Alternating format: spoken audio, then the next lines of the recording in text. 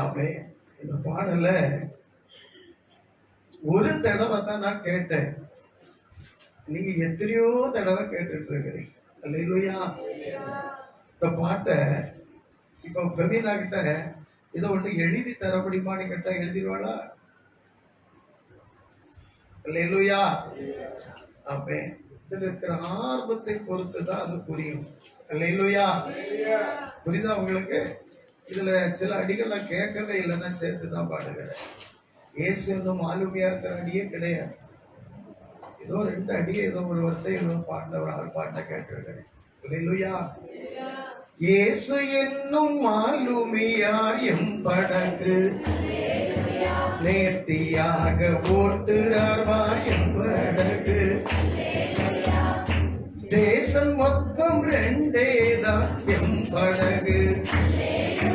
மோட்சம் நரகம் என்பதுதான் எம் படகு. எம் படகு எம் படகு எம் படகு எம் படகு நடுக்கடலின் நங்கூரமாம் எம் படகு. நாதன் இயேசு செய்ததடா எம் படகு. மன்னனால செஞ்சதடா எம் படகு. மன்னன் இயேசு செய்ததடா எம் படகு. எம் படகு எம் படகு எம் படகு.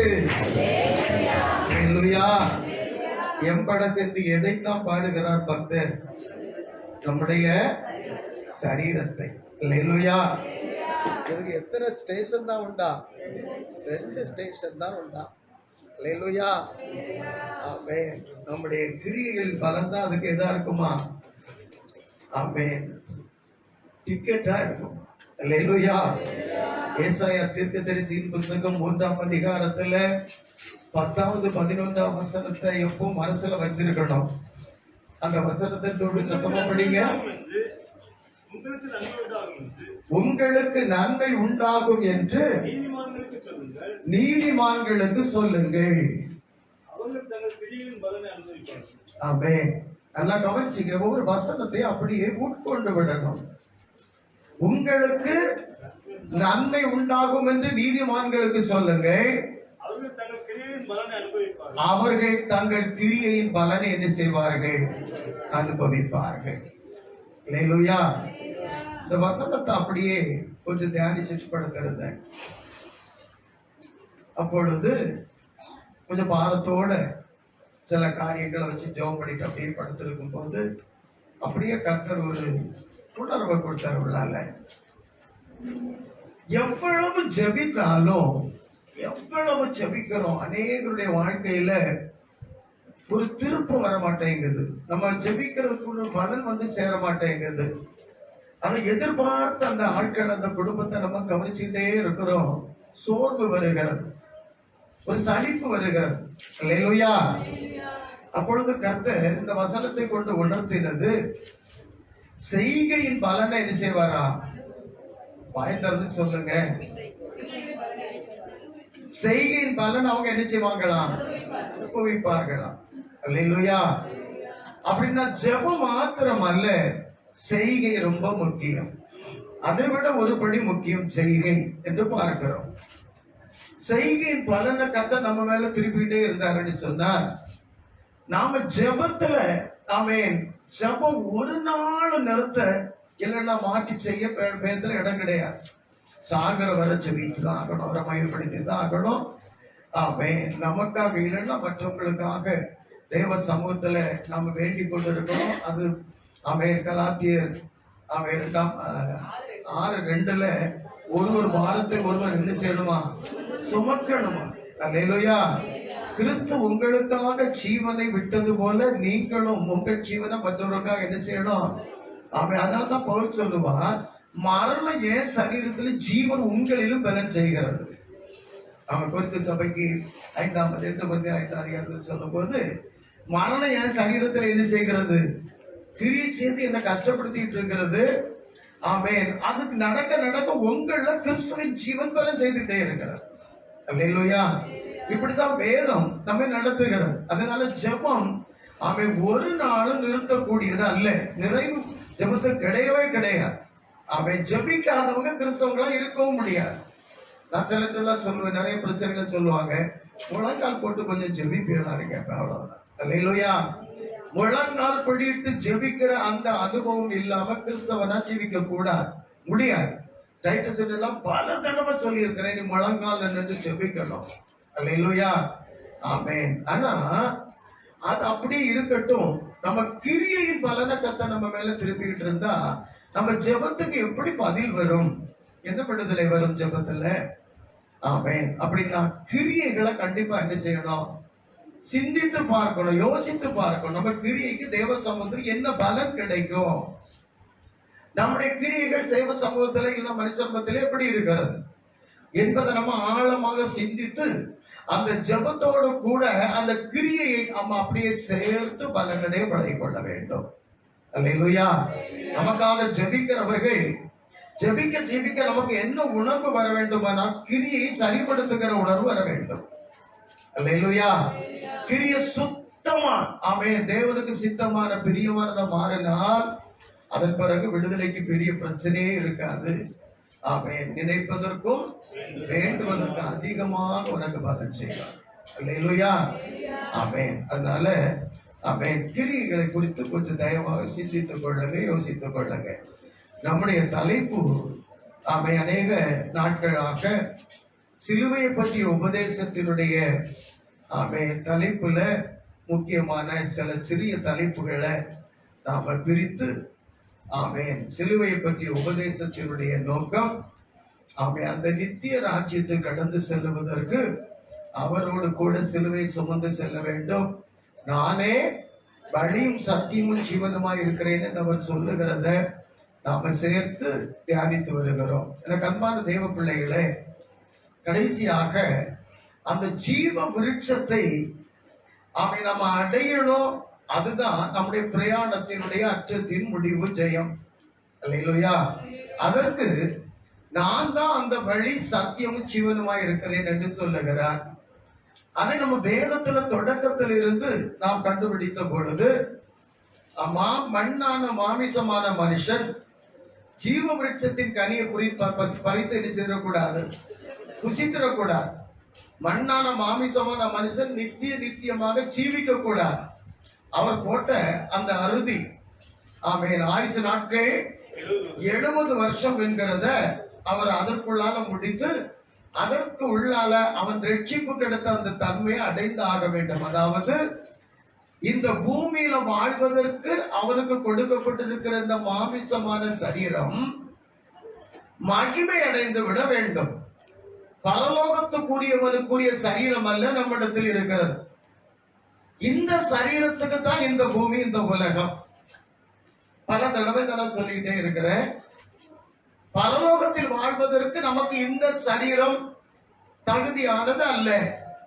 இந்த சரீரத்துக்குள்ள இருக்கிற ரத்தத்தில் இருக்கிற ஜீவன் பிசாசின் கிரியைகளை செய்வதற்கு பலம் உள்ளதும் சித்தம் உள்ளதுமா இருக்கிறது என்பதை புரிந்து கொள்ள வேண்டும்.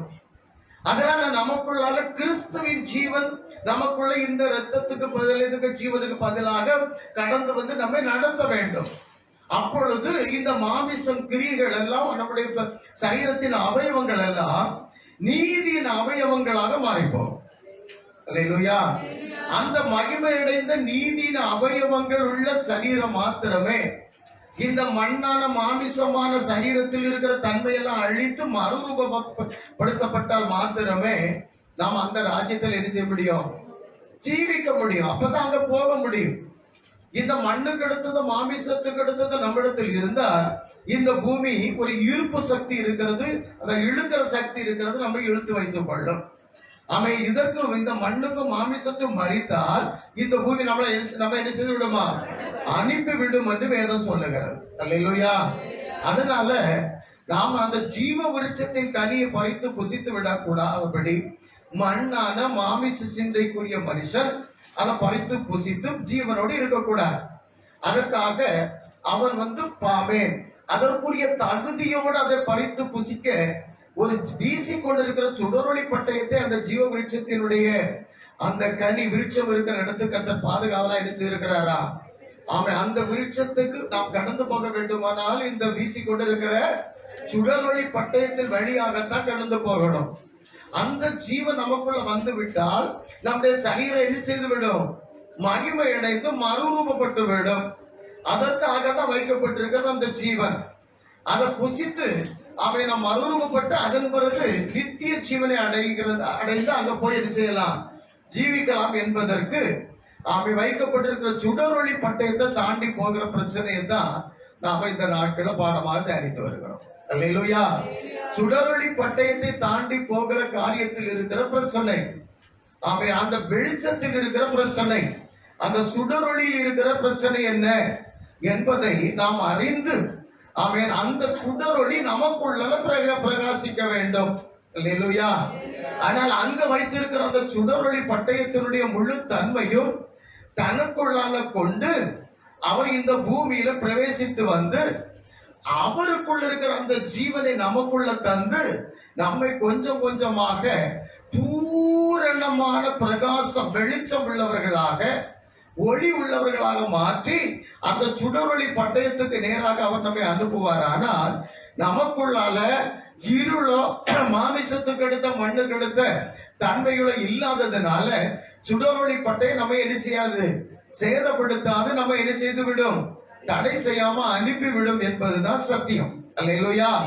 அதற்காக இயேசுநாதர் என்ன செய்தார் என்றால் அவன் அந்த வெளிச்சமாகவே வந்தார் என்று பார்க்கிறோம். ஏசாயா 49ஆம் அதிகாரத்தினுடைய 6ஆம் வசனத்துல நான் உம்மை ஜாதிகளுக்கு எதாக வழி வைத்தேன் என்று கர்த்தர் சொல்லுகிறார். இயேசுவை அவன் ஜாதிகளுக்கு ஒளியாக உம்மை வைத்து அனுப்புகிறேன்.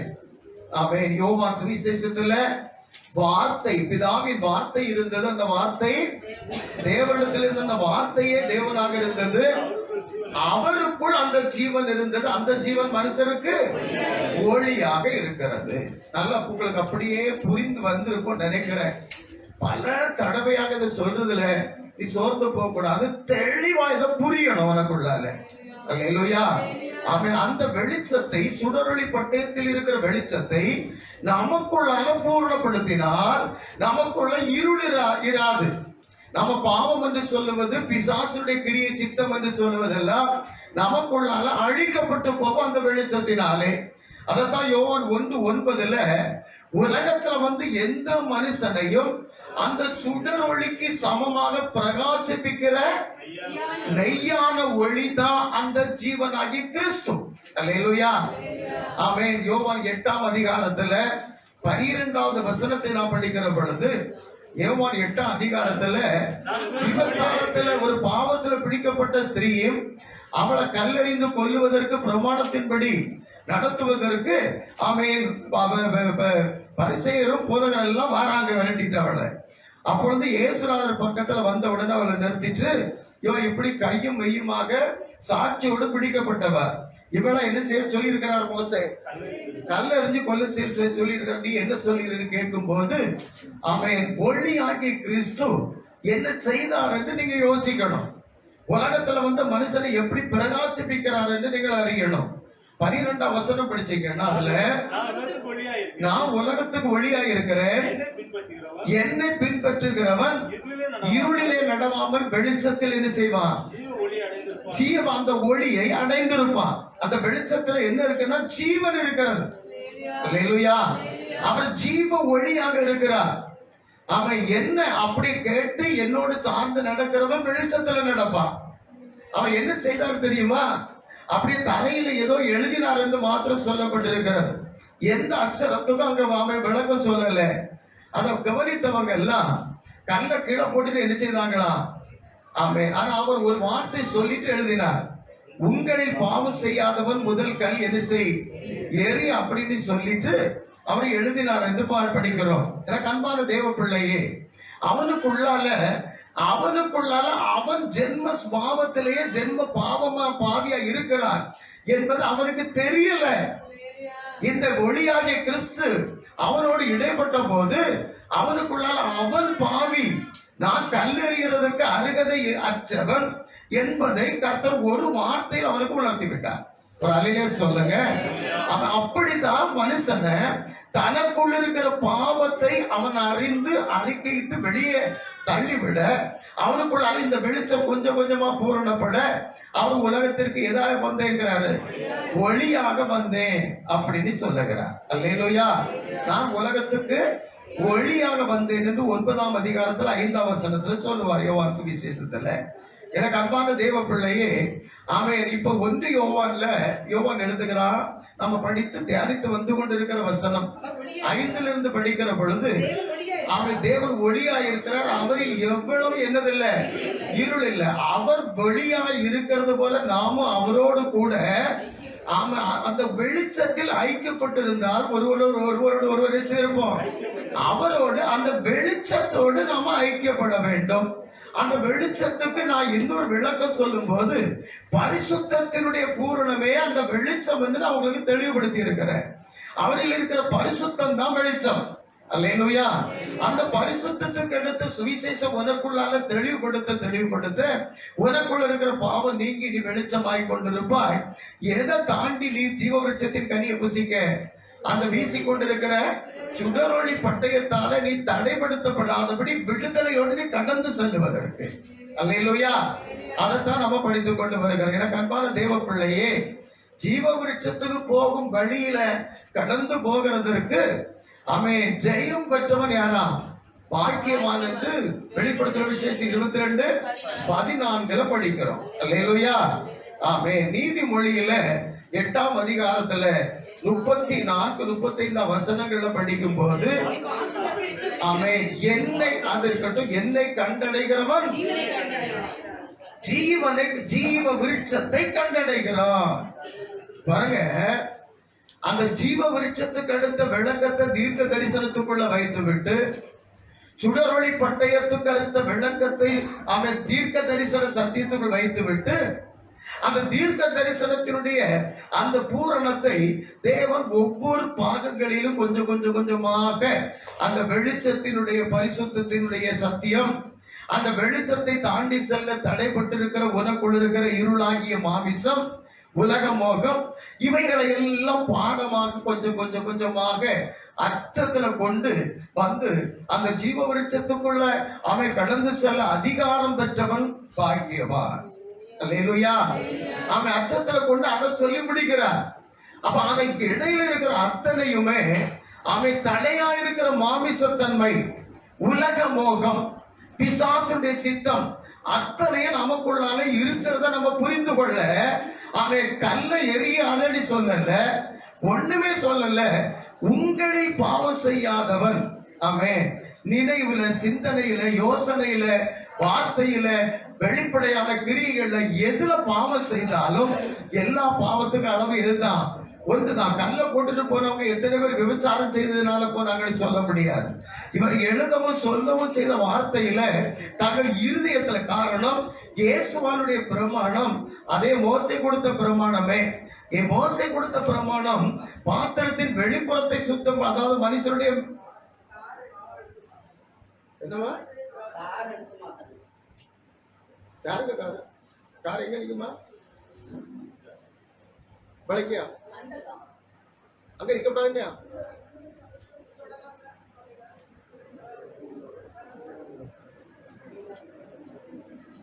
காரை நீங்க கொண்டு நேரத்தை விட்டுச்சா அப்படியா?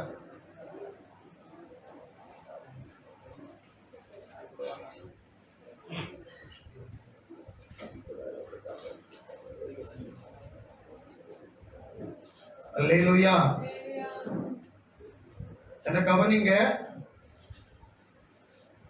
அந்த வெளிச்சத்தை நமக்குள்ளால பூர்ணப்படுத்த இயேசு கிறிஸ்து அந்த வெளிச்சமாக வந்திருக்கிறார். கிறிஸ்துவை இந்த இயேசுக்குள்ளால கிறிஸ்துவை வெளிச்சமாக பிரவேசிக்க பண்ணுகிறார்.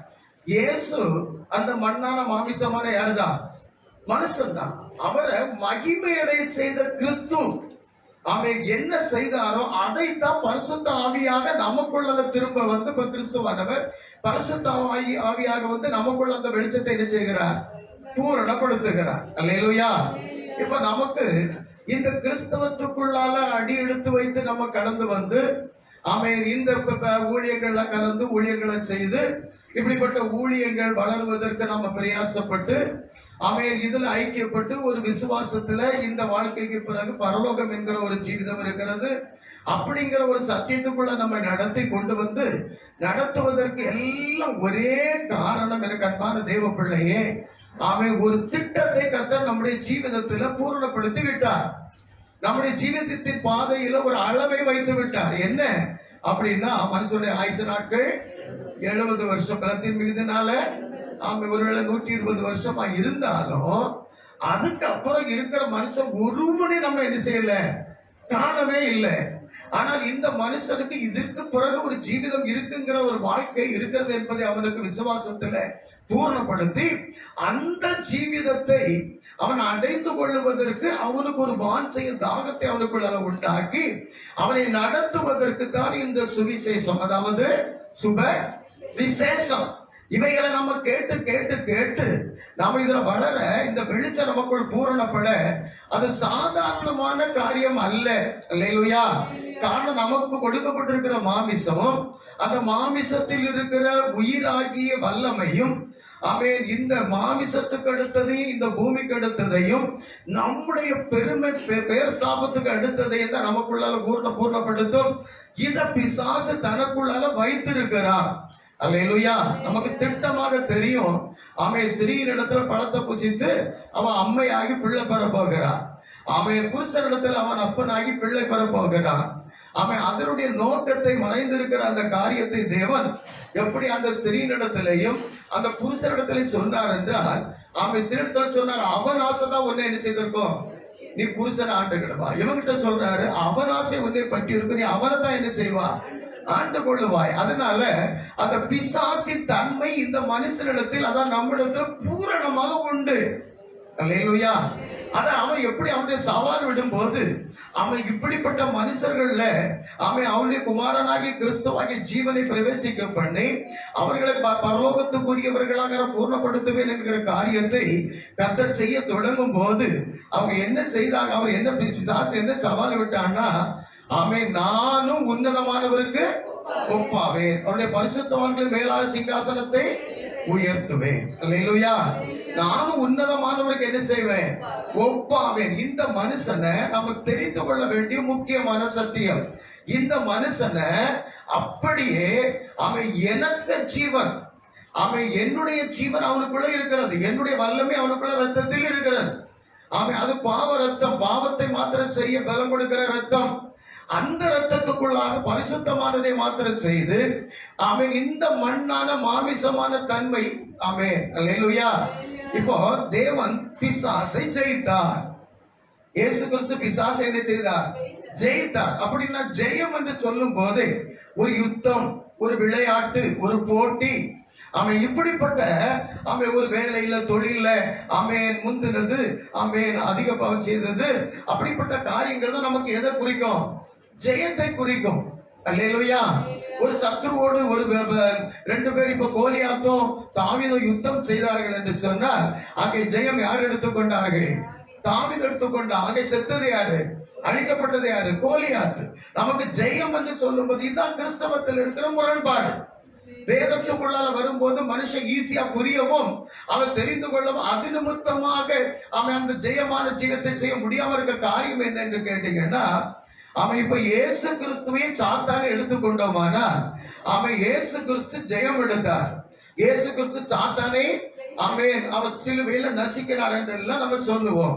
ஆனால் அங்க மரித்தது யாரு, இயேசு கிறிஸ்து மரித்தார், சாத்தானை செய்யல, மரிக்கல. அல்லேலூயா. இதத்தான் இன்றைக்கு அவன் இருந்த இயேசு குறித்த இதில் இருக்கிற அவன் மகத்துவமான சத்தியத்தை குறித்து தெரியாத இஸ்லாமியர்கள் எல்லாம் அவன் தன்னையே காக்க கழியாம என்ன செய்தான், செத்தான் என்றுதான் நிறைய பேர் சொல்றாங்க. அவன் அப்படி செய்யல. சாத்தானை எப்படி அழித்தார், சாத்தான் எப்படி தோற்றான் என்று சொன்னால் அவன் ஸ்திரீடத்துல சொன்னார் இல்லையா, அவனாசை உன்னை பற்றி இருக்கும். புருஷனிடத்துல சொன்னார் இல்லையா, அவன் அவனாசை உன்னை பற்றி இருக்கும். இந்த ரெண்டுலையும் உண்டான மனுஷனை அவர் தனக்குள்ளால ஏற்றுக்கொண்டார். சொல்லுங்க. அவர் அங்க சிலுவையில சாகடித்தது யார, இயேசுவை. அப்ப இயேசு என்கிற அந்த மாமிசமான மனுஷனில் சாத்தானுடைய பூரண வல்லமை கிடைத்த கிரியை அவ்வளவு இருந்திருக்கணும். இது அழைக்கப்பட தெரியாதவன யோவான் சொல்லுகிறான் யாரு? அவன் இப்படி இயேசுவில் சாத்தானுடைய பூரண தன்மை அடங்கி இருந்திருக்க வேண்டும்.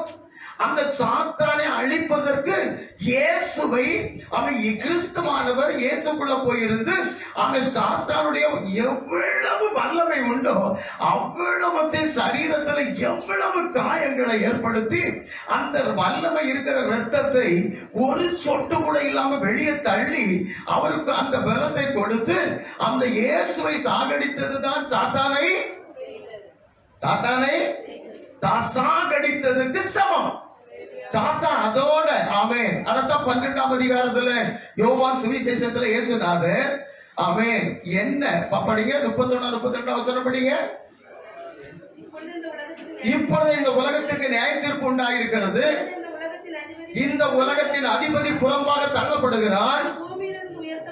நான் பூமியில் இருந்து இயேசுக்குள்ளால இருக்கிற நான் இயேசுவை உயர்த்துகிற பொழுது, சிலுவையில் அடிச்சு உயர்த்துகிற பொழுது இந்த உலகத்தின் அதிபதி என்ன செய்யப்படுவார்?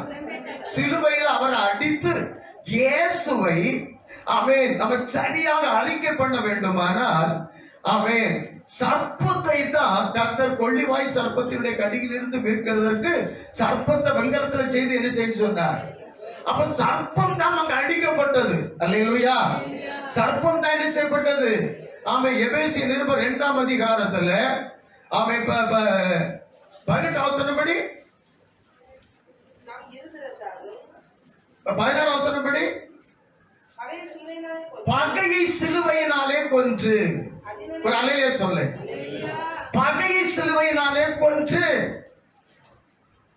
இப்ப நமக்கு வெளியரங்கமா தெரிகிறது இயேசுவை சிலுவையினாலே கொண்டு இருந்தார். ஆனா எபேசிய சபைக்கு பவுல் அதை எப்படி ஆவிக்குரிய அர்த்தத்தில் பிடிச்சு எழுதுறா பாருங்க. பகை தான் சிலுவையில் என்ன செய்யப்பட்டது?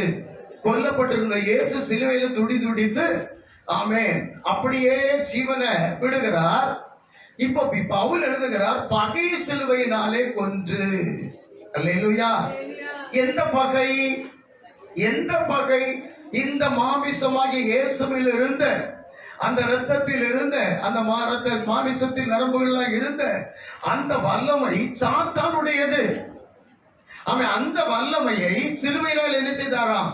கொண்டாராம். ஏன்னா அந்த ரத்தத்துல அந்த மாமிசத்துல அதுல இருந்த வல்லமை இந்த தெய்வத்தை பகைக்கும்படியாக செய்து போட்டது அந்த ஸ்திரீயை கொண்டு. அல்லேலூயா.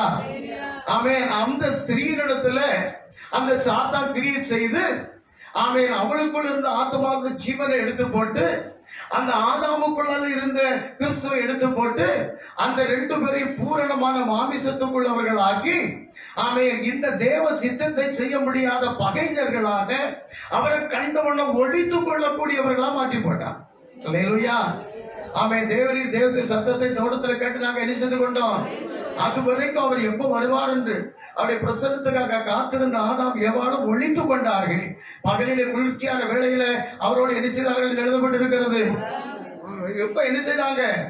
ஒழித்து கொண்டாங்க. அப்படின்னா அவருக்கு யாராமாய் போட்டாங்க? பகைஞராக, அவரை பகைக்கிறவர்களாக மாறி போட்டாங்க. அதனாலதான் சர்ப்பத்தை கூப்பிட்டு கர்த்தர் சொல்லுகிறார் உனக்கோ ஸ்திரீக்கு உன் வித்துக்கு அவள் வித்துக்கு உண்டாக்குவேன். இதே பகை என்ன பகைக்க வைத்து விட்டால் நான் உன்னை பகைக்க வைப்பேன். அந்த பகையைத்தான் சிலுவையில் என்ன செய்தார்? அவன் அந்த பகைக்கு காரணமா இருந்த மாமிச சிந்தையை தான் சிலுவையில் என்ன செய்தார்? அடித்தார். அப்ப சிலுவையில் அடிக்கப்பட்டது அவன் ஒரு ரோமன் கத்தோலிக்கத்தில் உள்ள ஒரு சர்ச்சில் உள்ள ஒரு முக்கியமான ஒரு மனுஷன் என்கிட்ட பேசிக்கிட்டு இருந்தார். நான் கர்த்தருக்குள்ள வந்து சுவிசேஷம் ஒழிச்சுக்கிட்டு இருக்கிற வேலையில அப்ப நான் சொன்னேன் சிலுவையில் செத்தது யாருன்னு கேட்டேன். சிலுவையில் செத்தது யாருன்னு கேட்காட்டி கூட 4 பேர் இருந்தா அவனெல்லாம் சத்தப்பட்டு சிரிச்சு என்ன இப்படி ஒரு கேள்வி கேட்காண்டி அதை சிரிச்சுட்டார். அது சிலுவையில் செத்தது பிசாசு. அது உங்களுக்கு தெரியுமா? அல்ல உங்க சபையில யாருக்காவது தெரியுமா? அல்லேலூயா. சிலுவையில் சாகடிக்கப்பட்டது யார? சாத்தான. அதனால்தான் சர்ப்பத்தை சிலுவையில் அடித்து தூக்க அப்படின்னார். அப்ப அடிக்கப்படுகிறது யாரு? சிலுவையில் அடிக்கப்படுகிறது யாரு? இயேசுவா சாத்தானா? இயேசுவுக்குள் மாமிசத்துக்குள் இருந்த சாத்தானை அடித்தார். அல்லேலூயா. அந்த மாமிசம் தான் தேவனுக்கு விரோதமான பகை. அதுல இருக்கிற சிந்தை அது நமக்குள் பூரணமா இருக்கிறதுனால இயேசு கிறிஸ்து கொஞ்சம் கொஞ்சமாக அந்த வெளிச்சத்தை நமக்குள் பிரவேசிக்க, அந்த வெளிச்சம் நமக்குள் பூரணப்பட, அந்த வெளிச்சத்தில் நாம் பூரணமான ஐக்கியப்பட, அவன் நமக்கும் அந்த வெளிச்சத்துக்கு ஒரு பிரிவினை இல்லாதபடி பூரணமாக நாம் வெளிச்சமாக மாற, அது நிமித்தமாக சுடரொளிப்பட்டை நம்மை அனுப்ப, நாம ஜீவ விருட்சத்தின் கனியை பரலோகத்தில் புசிக்க. ஒரு அலையில சொல்லுங்க. ஆமா, அதற்கடுத்த சத்தியத்தை தான் பேசிக்கிட்டு இருக்கிறோம். அதனால ஆமா, நிசாரம் ஆகிறார். சொல்லுங்க. என்னை கண்டடைகிறோம், அந்த ஜீவனை கண்டடைகிறோம். இந்த தெய்வத்துக்கும் இந்த மாமிசத்துக்கும் உள்ள வித்தியாசம் என்ன? நமக்கு கொடுக்கப்பட்டிருக்கிற மாமிசத்துக்கும் இந்த தெய்வத்துக்கும் உள்ள வித்தியாசங்கள் என்ன? ஆமே. 1 தீமோத்தேயுக்கு பவுல் சொல்லும் போது 6ஆம் அதிகாரத்துல 16வது வசனத்துல, ஆமென், சேரக்கூடாத இந்த மாமிசமான மனுஷன், மண்ணான மனுஷன் சேரக்கூடாத வெளிச்சத்தில் அவர் என்ன செய்கிறவர்? அங்க வெளிச்சம் என்று சொல்லப்பட்டிருக்கிறது. எபிரேயர் நிருபம் 12ஆம் அதிகாரம் கடைசி வசனத்துல, அவர் அந்த மாமிசத்தை பட்சிக்கிற அக்கினி. ஆமா, அவர் மாமிசத்தன்மை பட்சிக்கிற அக்கினி. நாம மாமிசத்துக்கு எடுத்த கிரிகளை செய்வதற்கு அவன் இந்த ஆராதனைக்குள்ள பிரவேசிக்கிறது வர அல்ல. அவன் இப்ப இந்த செய்தியை கேட்டுக்கொண்டிருக்கிற வரைக்கும் மாமிசத்துக்கு எடுத்த இஷ்டங்கள், ஆசைகள், இச்சைகள், மோகங்கள், தேவைகள், அவன் இதனால வருகிற செழிப்பு, இதை குறித்த கவலையில் தான் நம்ம இருந்து கொண்டிருக்கிறோம். ஆனால் உபதேசம் என்ன சொல்லுகிறது? இந்த மாமிச சிந்தை தேவனுக்கு விரோதமான பகை. நாம இதைத்தான் அப்படியே பூர்ணப்படுத்தி உள்ளுக்குள்ளால நமக்கு, நம்முடைய பிள்ளைகளுக்கு, பிள்ளைகளின் பிள்ளைகளுக்கு இந்த மாமிசத்துக்கு அடுத்த காரியங்களை எப்படி நிறைவேற்றி அவங்க மாமிசத்துக்குள்ள நடத்தி, அதற்கடுத்த மாமிச தேவைகள் அவங்களுக்கு பெருகி, அதை தாமே ஐஸ்வர்யனாக்கி அவங்களை நடத்துவதற்கு அடுத்த காரியங்கள் தான் நமக்குள்ள ஓடிக்கிட்டே இருக்குது. அல்லேலூயா. ஆனால் இது தேவனுக்கு விரோதமான பகை என்று வேதம் கண்டுபிடிச்சு சொல்லுகிறார். அல்லேலூயா சொல்லுங்க. அவன் இதை சம்மதிக்க முடியாது, இதை ஏற்றுக்கொள்ள முடியாது, இதை அனுசரிக்க முடியாது. அதனாலதான் இதை அறிவீர்கள் என்று கர்த்தர் சொன்னார். அல்லேலூயா. இதை அறிவீர்கள். இதை பூர்ணமாக அறிகிற பொழுது, ஆமென், இந்த அறிவு, இதை அறிகிற இந்த அறிவு உங்களை இந்த மாமிசத்திலிருந்து என்ன செய்யும்? விடுதலை ஆக்கும் என்று இயேசுநாதர் சொல்லுகிறார். அல்லேலூயா. ஆமென். இந்த மாமிசத்தை அழிப்பதற்கு தான் அவர் அக்கினியாக மாறினார். ஆமென். லேவியின் புஸ்தகம் 9ஆம் அதிகாரத்துல மோசையும் ஆரோனும் எல்லா பலியும், சமாதான பலி, சர்வாங்க தகன பலி எல்லாவற்றையும் ரெடி பண்ணி வச்சுட்டு உள்ளால போய் அவன் ஆசரிப்பு கூடாரத்துக்கு முன்னால ஜெபம் பண்ணிட்டு வெளியே வந்து ஜனங்களை கை தூக்கி ஆசீர்வதிக்க தொடங்கின உடனே மேக ஸ்தம்பத்திலிருந்து அக்கினி அப்படி இறங்கி அவர்கள் செலுத்தின, எங்கள் மாமிசம் குற்றம் உள்ளது, எங்கள் மாமிசத்தை உறுப்பாக முன்னால பிரித்து வைக்கிறோம், இதை பட்சித்து இதுல நாங்க விசுவாசிக்கிறது என்ன என்று சொன்னார், இது எந்த உறுப்பு அணிகிறதோ அந்த உறுப்பு நான் விசுவாசத்தோடு எனக்கு உறுப்பாக துண்டித்து வைத்திருக்கிறேன். என்னுடைய உறுப்பாக விசுவாசத்துக்கு ஒரு விளக்கம், அவன் விசுவாசத்துக்கு ஒரு பெரிய பாடம் இருக்கிறது. அவன் அதுல ஒரு காரியத்தை பார்த்துங்க, சர்வ அங்க உறுப்புகளையும் அப்படியே சர்வ அங்கமாக, சர்வாங்கம் என்று எழுதப்பட்டிருக்கிறது. அதை பிரிச்சு வைக்கும் போது, இது இந்த ஆட்டுக்குட்டி என் பாவத்தை செய்யல, நான் தான் பாவத்தை செய்த ஆட்டுக்குட்டிக்கு உறுப்பு அடையாளப்படுத்தி இருக்கிறேன்.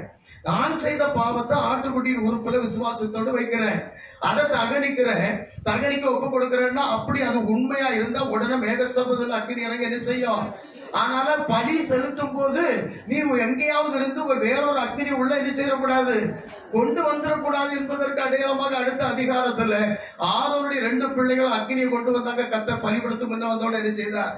அடித்தார். நான் மேகஸ்தம்பத்தில் அக்கினியா இருக்கிற, நீ எந்த அக்கினியை கொண்டு வருகிறாய் என்று சொல்லி அவர்கள் அடித்தார்னு பார்க்கிறோம். சொல்லுங்க.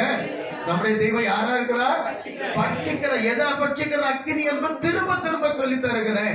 எந்த மாமிசத்தை அவன் குளிப்பாட்டி வகையான சோப்பு போட்டு பவுடர் போட்டு ஒருவேளை பியூட்டி பார்லர் போய் அதற்கு சிறகை அலங்காரம் பண்ணி அவன் புருவத்தை அலங்காரம் பண்ணி எதை பூசணும் எதை தேய்க்கணுங்கிறதெல்லாம் நீ செய்து வருஷம் மேன்மைப்படுத்துகிற மாமிசத்தை கர்த்தருடைய வேதம் என்ன சொல்லுகிறது என்றால், ஆமென், இந்த வெளிச்சம் பிரவேசிக்க பிரவேசிக்க பிரவேசிக்க அந்த மாமிசத்தில் இருக்கிற அந்த மாமிசத்தன்மை பிசாசுடைய கிரியைகளை செய்ய பலம் கொண்டிருக்கிற ஆமென் நிர்பந்தப்படுத்தப்பட்டிருக்கிற ஆமென் அப்படிப்பட்ட ஆமென் அதை குறித்து பவுல் ஆமென் கொரிந்து சபைக்கும் ஆமென் எபேசு சபைக்கும் சொல்லுகிற பொழுது அவர் திட்டமா சொல்லுகிறார். கொலோசை சபைக்கு சொல்லும் போது ஆமென் அந்த ஏதோ நம்மளுக்கு போராட்டம் உண்டு, துரைத்தனம் அதிகாரமும் உண்டு என்று சொல்லி கொலோசை சபைக்கும் அவன் எபேசு சபைக்கும் போது சொல்லுகிறான். அவ்வளவுக்கு மாமிசம் நம்ம மேல நம்முடைய ஒரு மனசாட்சி இல்லைன்னா நன்மை செய்கிற பிரமாணத்துக்கு விரோதமாக அது துரைத்தனம் கொண்டிருக்கிறது என்று வேதம் சொல்லுகிறது. அல்லேலூயா. அதனால அது நம்ம அடங்கி போக விடவே செய்யாது. அடங்கி போகிறது போல செய்கிற காரியத்தை தான் இப்ப நான் பிராக்டிகலா உங்களுக்கு சொல்ல போகிறேன். அது வேஷமாகி போகும். மாமிசத்துக்கு அடுத்த அந்த முயற்சி அற்ப பிரயோஜனம், ஒரு பிரயோஜனமும் கிடையாது என்று வேதத்துல சொல்லப்பட்டிருக்கிறது. ஒரு அல்லேலூயா சொல்லுங்க. அதனால அவர் சேரக்கூடாத ஒளி வாசம் பண்ணுகிறவர், அவரில் நாம் சேர வேண்டுமானால் நல்ல கவனி, அந்த அக்கினி அந்த சூடு அந்த பிரகாசம் ஒரு ஒளி நமக்குள்ள கடந்து வர வேண்டுமானால் நல்ல தெளிவா புரிஞ்சுக்க. அவன் இந்த வசனம் இன்றைக்கு பேசுகிற வார்த்தை இதை கேட்ட பிறகு உனக்குள்ளால சில உள்ளுக்குள்ளால ஆத்மாவுக்குள்ளால இருந்து சில வெப்ராளங்கள், சில பொறாமை, சில பெருமை, சில அகந்த ஒன்னு அப்படியே மேல தூக்கி விட்டு அவன் மற்றவர்களை தாஸ்து பெருமைப்பட குற்றப்படுத்த ஒரு நடத்துமானால் ஜாக்கிரதை. அல்லேலூயா, அல்லேலூயா. ஆமென். அந்த அக்கினிய கர்த்தர் நமக்குள்ள பிரயோகிக்க என்ன செய்தார் தெரியுமா உங்களுக்கு?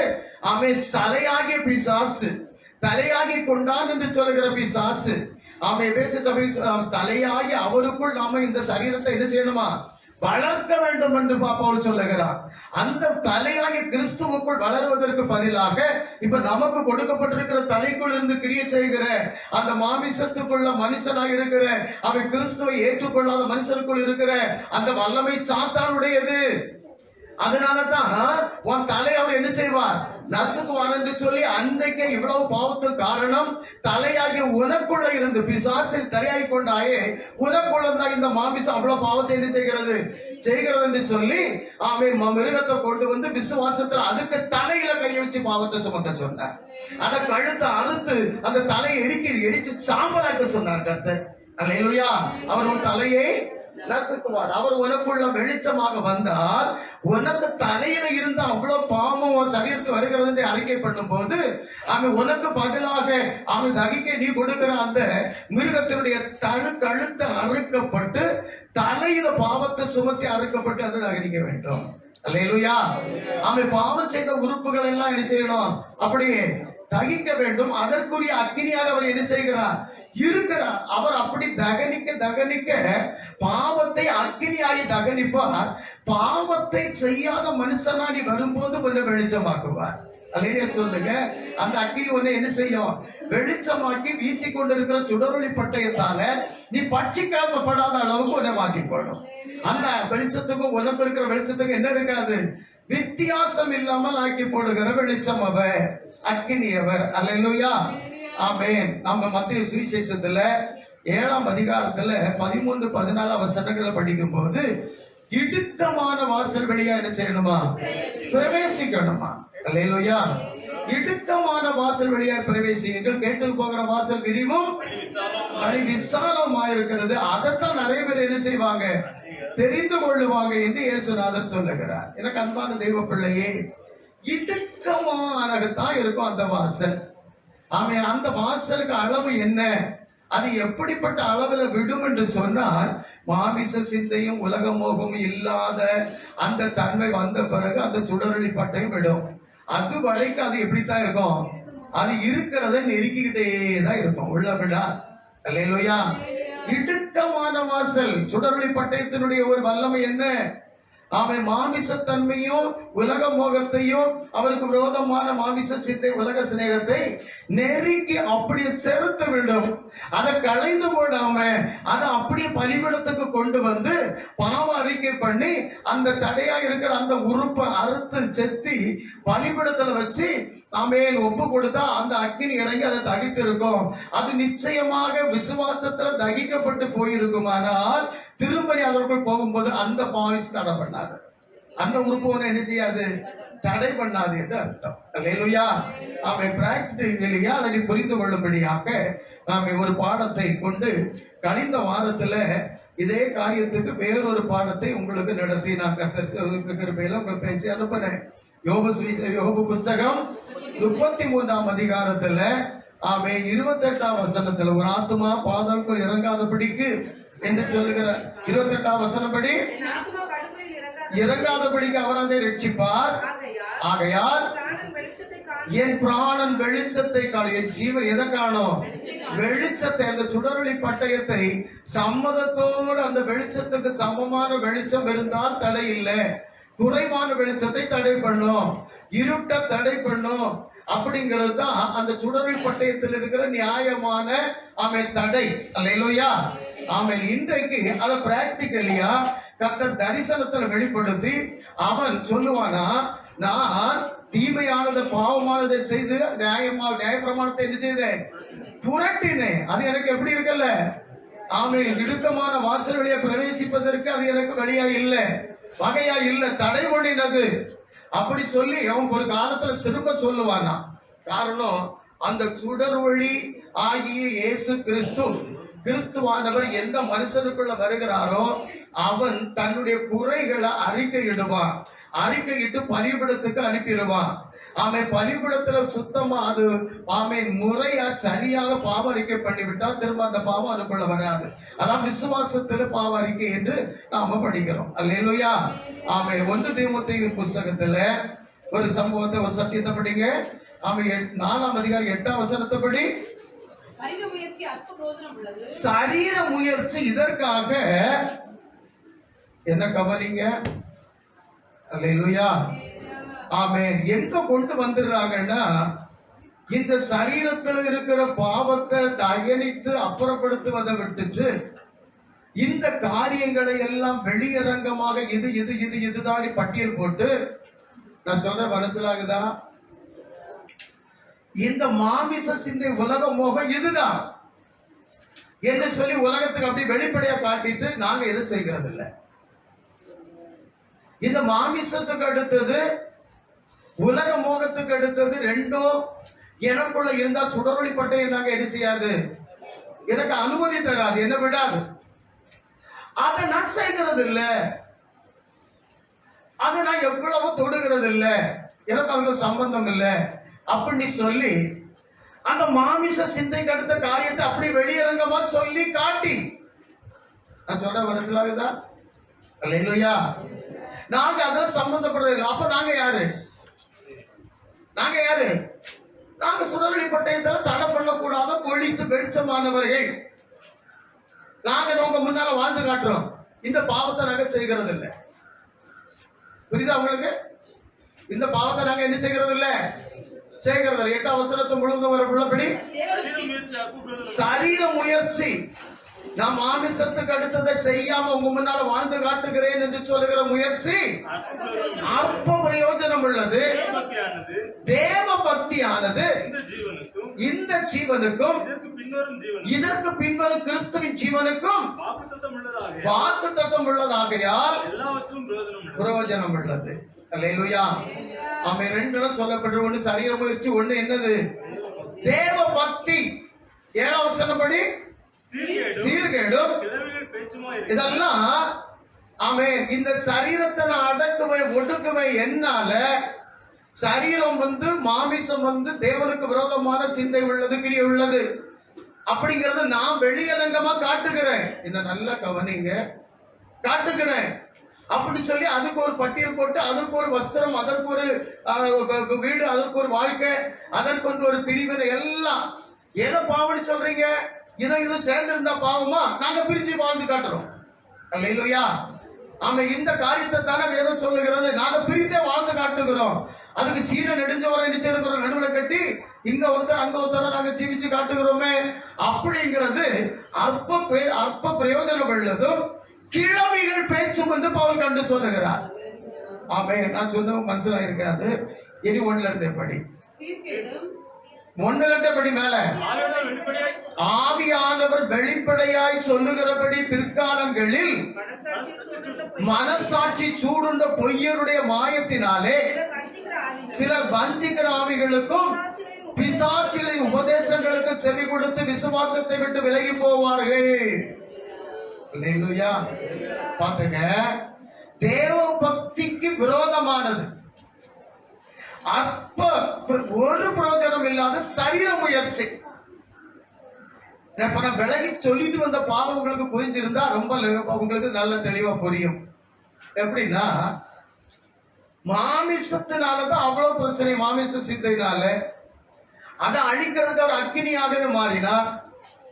அதை அழிக்கிறதற்கு உனக்குள்ளால விசுவாசத்தினுடைய பாவ அறிக்கை, எந்த இடத்துல எப்படி பாவம் உண்டாகிறது என்பதை தேவ சமூகத்துல கண்ணீரோடு முழங்கால அறிக்கை பண்ணி, அவன் அந்த பாவத்தை சம்மதித்து, அறிக்கை பண்ணினா பாவத்தை சம்மதித்து ஒப்புக்கொண்டு, அதற்கு ஒரு ஆட்டுக்குட்டி பிடிச்சு அதுக்கு தலையில பாவத்தை ஏற்றி அதுக்கு பாவம் செய்ய காரணம் அந்த தலையை அறுத்து அவன் அந்த சர்வ அங்கத்தை துண்டித்து, ஐயா இந்த உறுப்பல்ல எனக்கு பாவம் செய்ய வேண்டுமா இருக்குது, இது அவ்வளவு பலிபடுத்த பாவ அறிக்கை செய்து இந்த உறுப்பு ஆமென் இந்த உறுப்பு என்னெல்லாம் செய்தது, அது அவ்வளவு எனக்கு செய்ததை எனக்கு நான் பதிலாக ஒரு ஆட்டுக்குட்டி எரிச்சிருக்கிறேன். ஆமென். காரணம் அவரை குறித்து சொல்லி இருக்கிறது என்னதான், நான் உன் பரிகாரி. அல்லேலூயா. ஆமென். உனக்கு பாவத்துக்கு நான் பரிகாரி, நீ பாவம் செய்தா நான் பலி ஏற்றுக் கொள்ளுகிறவன். உனக்கு எப்படி ஒரு விடுதலை வரக்கூடிய அளவுக்கு நான் பரிகாரம் செய்திருவேன் அப்படின்னு சொன்னவர் ஆனதால் அந்த ஆட்டுக்குட்டி பரிகாரியா வந்து நிக்குது, அத்தி கொண்டு விட்டாச்சு. அதை நம்ம தகனிக்கிறோம். அது தகனிக்கப்படும் போது நம்ம உண்மையிலேயே அந்த பலியை சரியாக செலுத்தி இருந்தோமே ஆனால் நம்மின் பாவம் நீங்க இருக்கும், தகனிக்கப்பட்டிருக்கும். விசுவாசத்துல நம்ம பாவத்தக தலையில ஏற்றது உண்மையானால், அது தகனிக்கப்பட்டது உண்மையானால் நம்ம பாவம் நிச்சயிருக்கணும், தகனிக்கப்பட்டிருக்கணும். அல்லேலூயா. அதை தகனிக்கிற அக்கினியாக ஐயா யாரு என்ன செய்யறார் இருக்கிறார். அந்த அக்கினி தகனித்திருந்தால் என்ன நடக்கும் என்பதற்கு ஆமென் அதுக்கு பதிலாக அதை அப்படித்தான் செய்யணுங்கிற ரூல்ஸ் அண்ட் ரெகுலேஷன், சட்ட திட்டத்தை விட்டுட்டு நாங்க என்ன செய்ய போகிறோம், இந்த பாவத்தை செய்யாம இருந்துடுறோம். சொல்லுங்க, இந்த பாவத்தை என்ன செய்ய போறோம், செய்ய போகிறோம். படி அந்த வசனத்தை திரும்ப படி, அந்த வசனத்தை படி. 1வது வசனம், ஆவியானவர் வெளிப்படையாய் சொல்லுகிறபடி பிற்காலங்களில் மனசாட்சியில் சூடுண்ட பொய்யருடைய மாயத்தினாலே, மனசாட்சி சூடுண்ட பொய்யே சொல்லுங்க. அருமையான ஒரு செட்டப் போடக்கூடிய ஒரு வார்த்தை இந்த வேதத்துல. ஆமென். சிலதெல்லாம் உண்டு தமிழ் மொழிபெயர்ப்புல. அதுல மனசாட்சி சூடுண்ட பொய்யே, அவங்களுக்கு ஒரு மனசாட்சி இருக்குது, அதுல வந்து அவன் ஒரு சூடு இருக்குது. என்னன்னா அவன் பெண்ணை பார்த்தார், அவன் இதை இப்படி எல்லாம் பார்த்தார், ஆணை பார்த்தார், இப்படி எல்லாம் பார்த்தார். நமக்கு என்ன வந்துடும் இல்லையா? ஒரு தம்பி அங்க அவன் முக்கியமான ஊழிய ஸ்தானத்துல வந்துட்டான். கர்த்தருக்குள்ள என்னால நடத்தப்பட்டது மனுஷன், ஒரு பையன். அவன் ஒரு 7-8 வருஷங்களுக்கு பிறகு அவரை சந்திக்கும்படியா வந்து வாசல்ல இருந்தான். ஆமே. அப்போ உடனே நான் அவருக்காக பட்ட பிரயாசங்கள் சொல்றேன் நினைக்கிறேன். ஆமே. ரொம்ப நிறைய காரியங்களை செய்திருந்தேன், அதுக்காக நிறைய செலவு செய்திருந்தேன், அவருக்காக நிறைய பிரயாசப்பட்டு சரிங்கெல்லாம் போய் அர்ப்பணிச்சுட்டு வந்தேன். வந்து கேட்ல நிக்கிறான், உள்ள வர மாட்டான், கேட்ல போயிடுச்சுன்னா நான் உள்ள இருந்து வர சொல்லுங்க. எனக்கு பிள்ளையா நடந்து கொண்டவன், முறையிலே பிள்ளைதான், பிள்ளையா அப்பா தான் வச்சிருந்தான். உள்ள வர மாட்டான். திரும்ப கொஞ்ச நேரம் பிறகு ஏதோ நான் எனக்கு புரியாம நான் வெளியே போய் பேசி அந்த அவங்க வீட்டுக்கு போனா அவன் வாசல்ல பெஞ்சு இப்படி கிடக்கு. பெஞ்சில கதவுக்கு அருகில இருக்கிறான், என்ன உள்ள இருந்துச்சு. ஒரு 12 வருஷத்துக்கு பிறகு வீட்டுக்கு வந்திருக்கிறான், உள்ள வர மாட்டான். அப்ப நான் எனக்கு அப்போ விளங்கல. பிறகு குழந்தையார் வந்து டீ கொடுக்குறா, மாமா அதை வாங்கி தரங்கட்டி அட்டை கேட்கறான். அதை வாங்கி கொடுத்து வந்தேன். அவனுக்கு இளையவரு கல்யாணம் முடிஞ்சாச்சு. திரும்ப கல்லறைக்கு போனா அவர் இறந்து பிறகு எல்லாம் பார்த்துட்டு எடுத்துட்டு அப்படியே அவர் சோம் இல்லாம இருந்தார விட்டுட்டு அவன் நான் கொஞ்சம் நேரம் இருக்கேன், நீங்க ஒன்றும் போகணும்னா நான் போயிட்டேன். வீட்டுக்கு வருவான்ட்டு நான் போய் வரல. நான் ஃபெய்த்துக்கும் போயிட்டேன். எனக்கு வர எப்படி இல்லை தடவை. எனக்கு அது பிறகுதான் இந்த ரொம்ப அறிவு குறைவானவன், நான் ரொம்ப விட்டேன், ஒண்ணுக்கு ஒண்ணு சிந்திக்க தெரியாது. அதுக்கப்புறம் தான் இவன் இங்க வந்தா அவன் எனக்கு சொந்த மச்சின மகன். எனக்கு மகாங்க என்ன செய்யறான், வீட்டுக்குள்ள இருக்கிறான். அவ கூப்பிடறா, அண்ணன்னு கூப்பிட்டாலும் முறையாருதான் அவன். குடும்பத்துல முடிவாதமா அங்கதான் கட்டணும் அப்படிங்கிற ஒரு வைராக்கமான கதையெல்லாம் இருந்திருக்கு. அண்ணன் மேலதான் அவன் பேசி வச்சிருந்தது. அவனுக்கு இது இந்த முறை இப்ப ஜோன் வீட்டுக்கிட்ட போயிருப்பான். ஜோன்னா யாரு, தங்கச்சி. அவன் அங்கன்னா போயிடுவான். இவங்க வர பிறகு நான் மனசாட்சி சூடுண்ட போயே. அதனால என்ன செய்யறான், நடந்த உண்மை சத்தியமா சொல்றேன், அது பிராக்டிக்கலா சொல்றேன். சரீர முயற்சி அற்ப பிரயோஜனம் உள்ளது. அல்லேலூயா. ஆமென். ஆவியினால் நடத்தப்படுவீர்களானால், ரோமர் 8 அதிகாரத்துல 9 10 வசனத்தபடி, தேவனுடைய ஆவி உங்களில் வாசமாய் இருந்தால், அது முந்தின வசனப்படி மாமிசம் பிரியமாய் இருக்க மாட்டார்கள். உங்கள் வாசமாய் இருந்தால் இருப்பீர்கள். நல்லா கவனிச்சுங்க. அதுக்கு முந்தின வசனம் மாமிசத்துக்கு செத்தும்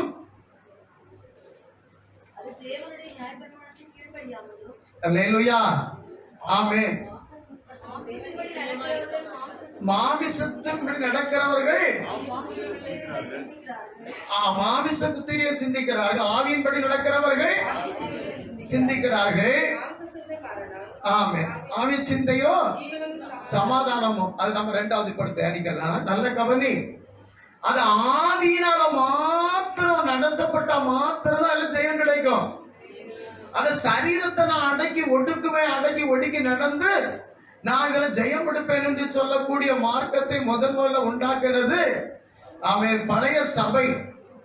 அதுல ஆமென் அந்தோனின்னு சொல்லக்கூடிய ஒருத்தர் தான் எகிப்துல போய் நான் திருமணம் முடிக்காம வாழ்ந்து காட்ட போகிற நிறைய பேர் வாழ்ந்து தோற்று போனாங்களாம், சரித்திரம் சொல்றது. அவரு போய் ஒரு அவன் சரியா வாழ்ந்துட்டார், கல்யாணம் முடிக்காம அவர் என்ன செய்தார், சன்னியாசியா வாழ்ந்துட்டார். அவர் எகிப்துல போய் ஒரு பெரிய ஸ்தூபி கட்டி அதுல உயரத்துல இருந்து எல்லாருக்கும் முன்னால தன்னுடைய தவத்தை நிறைவேற்றி காட்டினார் என்று சரித்திரம் சொல்லுகிறார். அல்லேலூயா. அதன் பிறகு வந்து அந்த மார்க்கத்துல காலங்களுக்கு பிறகு இந்த திருமணம் முடிக்காத ஒரு ஊழியத்தை தொடங்கி அவங்க வாழ்ந்து வந்தாங்க. அது திரும்ப ஆவிக்குரிய மார்க்கத்துக்குள்ளால் அந்த சத்துரு என்ன செய்தான், அந்த காரியத்தை செய்தார். அது சரீர முயற்சி, அது பிரயோஜனமற்றது என்று சொல்லி வேதம் சொல்லுகிறது தான் விளங்கி நான் உங்களுக்கு. அல்லேலூயா. ஆமென். அதுல 1 தீமோத்தேயு 4 அதிகாரத்துல 2 வசனப்படி விவாகம் பத்தி தலைப்புல என்ன கொடுக்கிறார் பவுல். அவன் என்ன சொல்லுவான்னா, விவாகம் பண்ணக்கூடாது, மாமிச முயற்சியை பார்த்துக்கிடுங்க. மாமிச முயற்சி அற்ப ஒரு பிரயோஜனம் கிடையாது. அதுல இந்த ஜீவனுள்ள தேவனுடைய வெளிச்சம் அவனுக்குள்ள பிரவேசித்து ஜீவ வெளிச்சத்து போகிற அந்த காரியத்துல நான் கல்யாணம் முடிக்காம கர்த்தருக்காக இருப்பேன் ஊழியம் செய்வது ஏமாற்று வேலை. அது ஒரு முட்டாள்தனதான். ஆமென். அது என்ன, பிசாசுகளின் உபதேசம், தந்திரம் என்று சொல்லப்பட்டிருக்கிறது. விவாகம் பண்ணாதிருக்கவும் விசுவாசிகளும் சத்தியத்தை அறிந்தவர்களும் ஸ்தோத்திரத்தோட அனுபவிக்கும்படி தேவன் படைத்த போஜன பதார்த்தங்களை விலக்க வேண்டும் என்று அந்த பொய்ய கட்டளை இடுவார்கள். அல்லேலூயா. இப்படி ஒரு கட்டளை கொடுப்பதற்கு நான் ஒரு உபதேசியாக, எனக்கு கீழே என்னுடைய உபதேசத்துல நடத்தப்படுகிற ஒரு கொஞ்சம் பிள்ளைகள் இருந்தாங்கன்னா அவங்களுக்கு இப்படி கட்டளை கொடுக்க எனக்கு என்ன கிடையாது. முதல்ல இப்ப நான் ஒரு உபதேசி, ஒருவேளை நீங்க எல்லாம் உங்களை அநேகம் பேர் அவன் எங்க ஊழியக்காரருக்கு நல்ல வேதத்துல நல்ல அறிவும் நடத்துதலும் உண்டு, அதுல எதிர்த்து சொல்றதுக்கோ அதுல போய் தவற செய்யறான்னு சொல்றதுக்கு இடம் இல்லை அப்படின்னு உங்கள கை தூக்கக்கூடியவங்க இருந்தாலும், உங்களுக்கு நீங்க இப்படி நடக்கணும்னு வேதத்தை கொண்டோ ஆவியாருடைய கிரி என்ற சொல்லி சட்டம் கொண்டு எனக்கு அதிகாரமே கிடையாது. அல்லேலூயா. ஆமென். யோவான் சொல்லுவார், ஆமென், எங்க ஐக்கியம் யாரோட இருக்கிறது, பிதாவோட அவருடைய குமாரனாகிய கிறிஸ்து இயேசு கிறிஸ்துவோடும் இருக்கிறது. அல்லேலூயா. ஆமென். அவர் தான் எழுப்பி அதிகாலையில ஒன்னு எழுப்பி கற்றுக் கொடுக்கிறவராகவும் நீ கற்று கொள்ளுகிறவரை நடத்த வேண்டும். அதுதான் உனக்கு தேவனுடைய சித்தத்தின்படி உன்னுடைய சரீர உணர்வுகளின் அடிப்படையில உனக்கு எப்படிப்பட்ட ஊழியத்தை தரணுமோ அவரால் தான் அது என்ன செய்யும் முடியும். அல்லேலூயா. அந்த பொய்யர் என்ன செய்வாங்க? விவாகம் பண்ணாது இருக்க. ஏன்னா அதுதானே பிரச்சனை. அதுல தானே மாமிச சிந்தையின் கிரிய வெளிப்படுது. மாமிச சிந்தையின் கிரிய வெளிப்படுவதற்கு ஆணும் பெண்ணும் காரணம் என்று சேர்கிற காரணம் என்று சொல்லி வேதம் சொல்லல.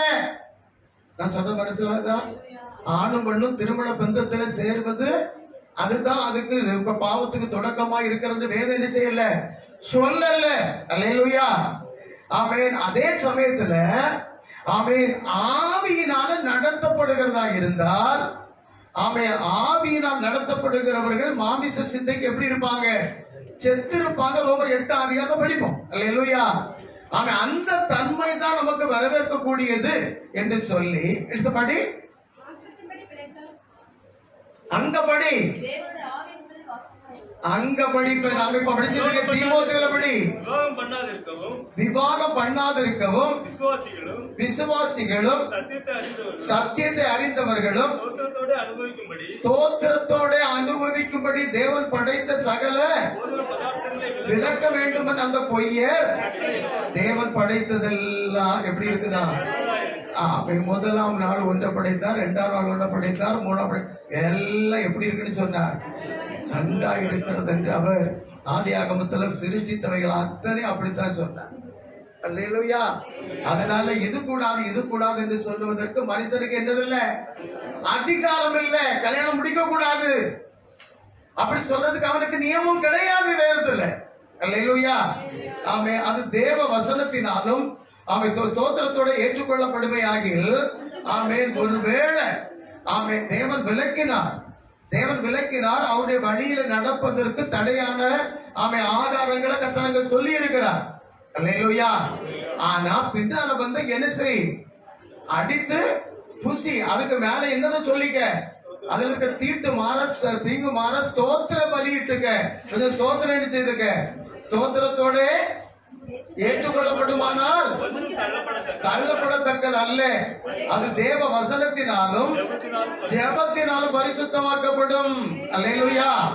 ஆமே. அதுக்கு தேவாத இவைகளை நீ சகோதரருக்கு போதித்து வந்தால் விசுவாசத்திற்குரிய வார்த்தைகளினாலும் பாருங்க. அங்க ஒவ்வொரு சம்பவத்திலும் விசுவாசம் என்கிறதுல தான் நான் இன்னைக்கு தியானிக்க போகிற அவ்வளவு முடியும். அல்லேலூயா. வார்த்தையினாலும் நீ அனுசரித்த வேத போதகத்திலும் தேறியவனாகி இயேசு கிறிஸ்துவுக்கு நல்ல ஊழியக்காரனாயிரு. சீர்கேடு கிழவிகள் பேச்சும் இருக்கிற கட்டுக்கதைகளுக்கு விலகி. சீர்கேடும் கட்டுக்கதையுமானது விவாகம் பண்ணாதிருக்க வேண்டும். மாமிச பிரச்சனை தானே, மாமிசத்துக்கு அடுத்த சேர்வு தானே. அது அப்படி கல்யாணமே முடிக்காம இருந்துட்டான். அல்லேலூயா. அதுதாங்க சொல்றாரு பாருங்க. அவை சரீர முயற்சி மாமிச முயற்சி அற்ப பிரயோஜனம் உள்ளது. அதுல கொஞ்சம் போல அவர் அதுக்கும் பரிசுத்தத்துக்கும் சம்பந்தமே வராது. வெளியரங்கமா மனுஷர்களால குற்றப்படுத்தப்படுகிற பாவம் செய்யாம இருக்கிறதுக்கு மாத்திரம்தான் அது ஒருவேளை அந்த முயற்சியில பிரயோஜனம் இருக்கும். அல்லாம அல்லேலூயா அதுல ஒரு பிரயோஜனமும் கிடையாது என்று பவுல் சொல்லுகிறார். அல்லேலூயா. ஆமென். சங்கீதம் 39:11 வசனத்தை ஒரு பிள்ளைப்படி 39 சங்கீதம் 11 வசனம். அக்கிரமத்தின் நிமித்தம் மனுஷனை கடிந்து கொண்டு தண்டிக்கிற பொழுது அவன் வடிவை பொட்டரிப்பை போல என்ன செய்கிறீர்? அழிய பண்ணுகிறீர். மாயையே. அல்லேலூயா. கர்த்தர் தண்டிக்கிற காரியத்தை நான் செய்ய மாட்டேன், நான் பாவி அல்ல அப்படின்னு சொல்லி பரிசுத்தமாகிற அந்த தன்மை பரலோகம் அங்கீகரிக்கிறது அல்ல. அல்லேலூயா. நான் சொல்ற மனசிலாகுதா? நான் இதை செய்ய மாட்டேன் அப்ப நான் பாவி இல்ல இல்லையா? அவன் நமக்குள்ளால பாவம் வாசமா இருக்கிறத நாம வெளிப்படுத்துகிற விதம் தான் அவன் மனசாட்சி சூடுண்ட பொய்ய. அதனாலதான் என்ன செய்கிறோம்? அவனை திருமணமாகி வாழ்ந்தால் எங்களுக்குள்ளால பாவம் வந்துவிடும். அல்லேலூயா. ஆமென். அதுல இருக்கிற சத்தியத்தை நாம கொஞ்சம் பெருசா கொஞ்சம் பெரியதா தேடிக்க வேண்டியது இருக்கும். கொலோசை நிருபத்துல ஆமென் 2ஆம் அதிகாரத்துல 19 வசனத்திலிருந்து படிக்க தொடங்க. மாயையான தாழ்மையிலும் மாயமான தாழ்மையிலும் தேவ தூதர்களுக்கு செய்யும் ஆராதனையிலும் விருப்பமுற்று, நல்ல கவனிச்சுக்க, தேவ தூதர்களுக்கு செய்யும் ஆராதனையில் விருப்பமுற்று என்று சொன்னார். இன்னொரு மொழிபெயர்ப்பில் அது தெளிவாக சொல்லப்பட்டிருக்கிறது.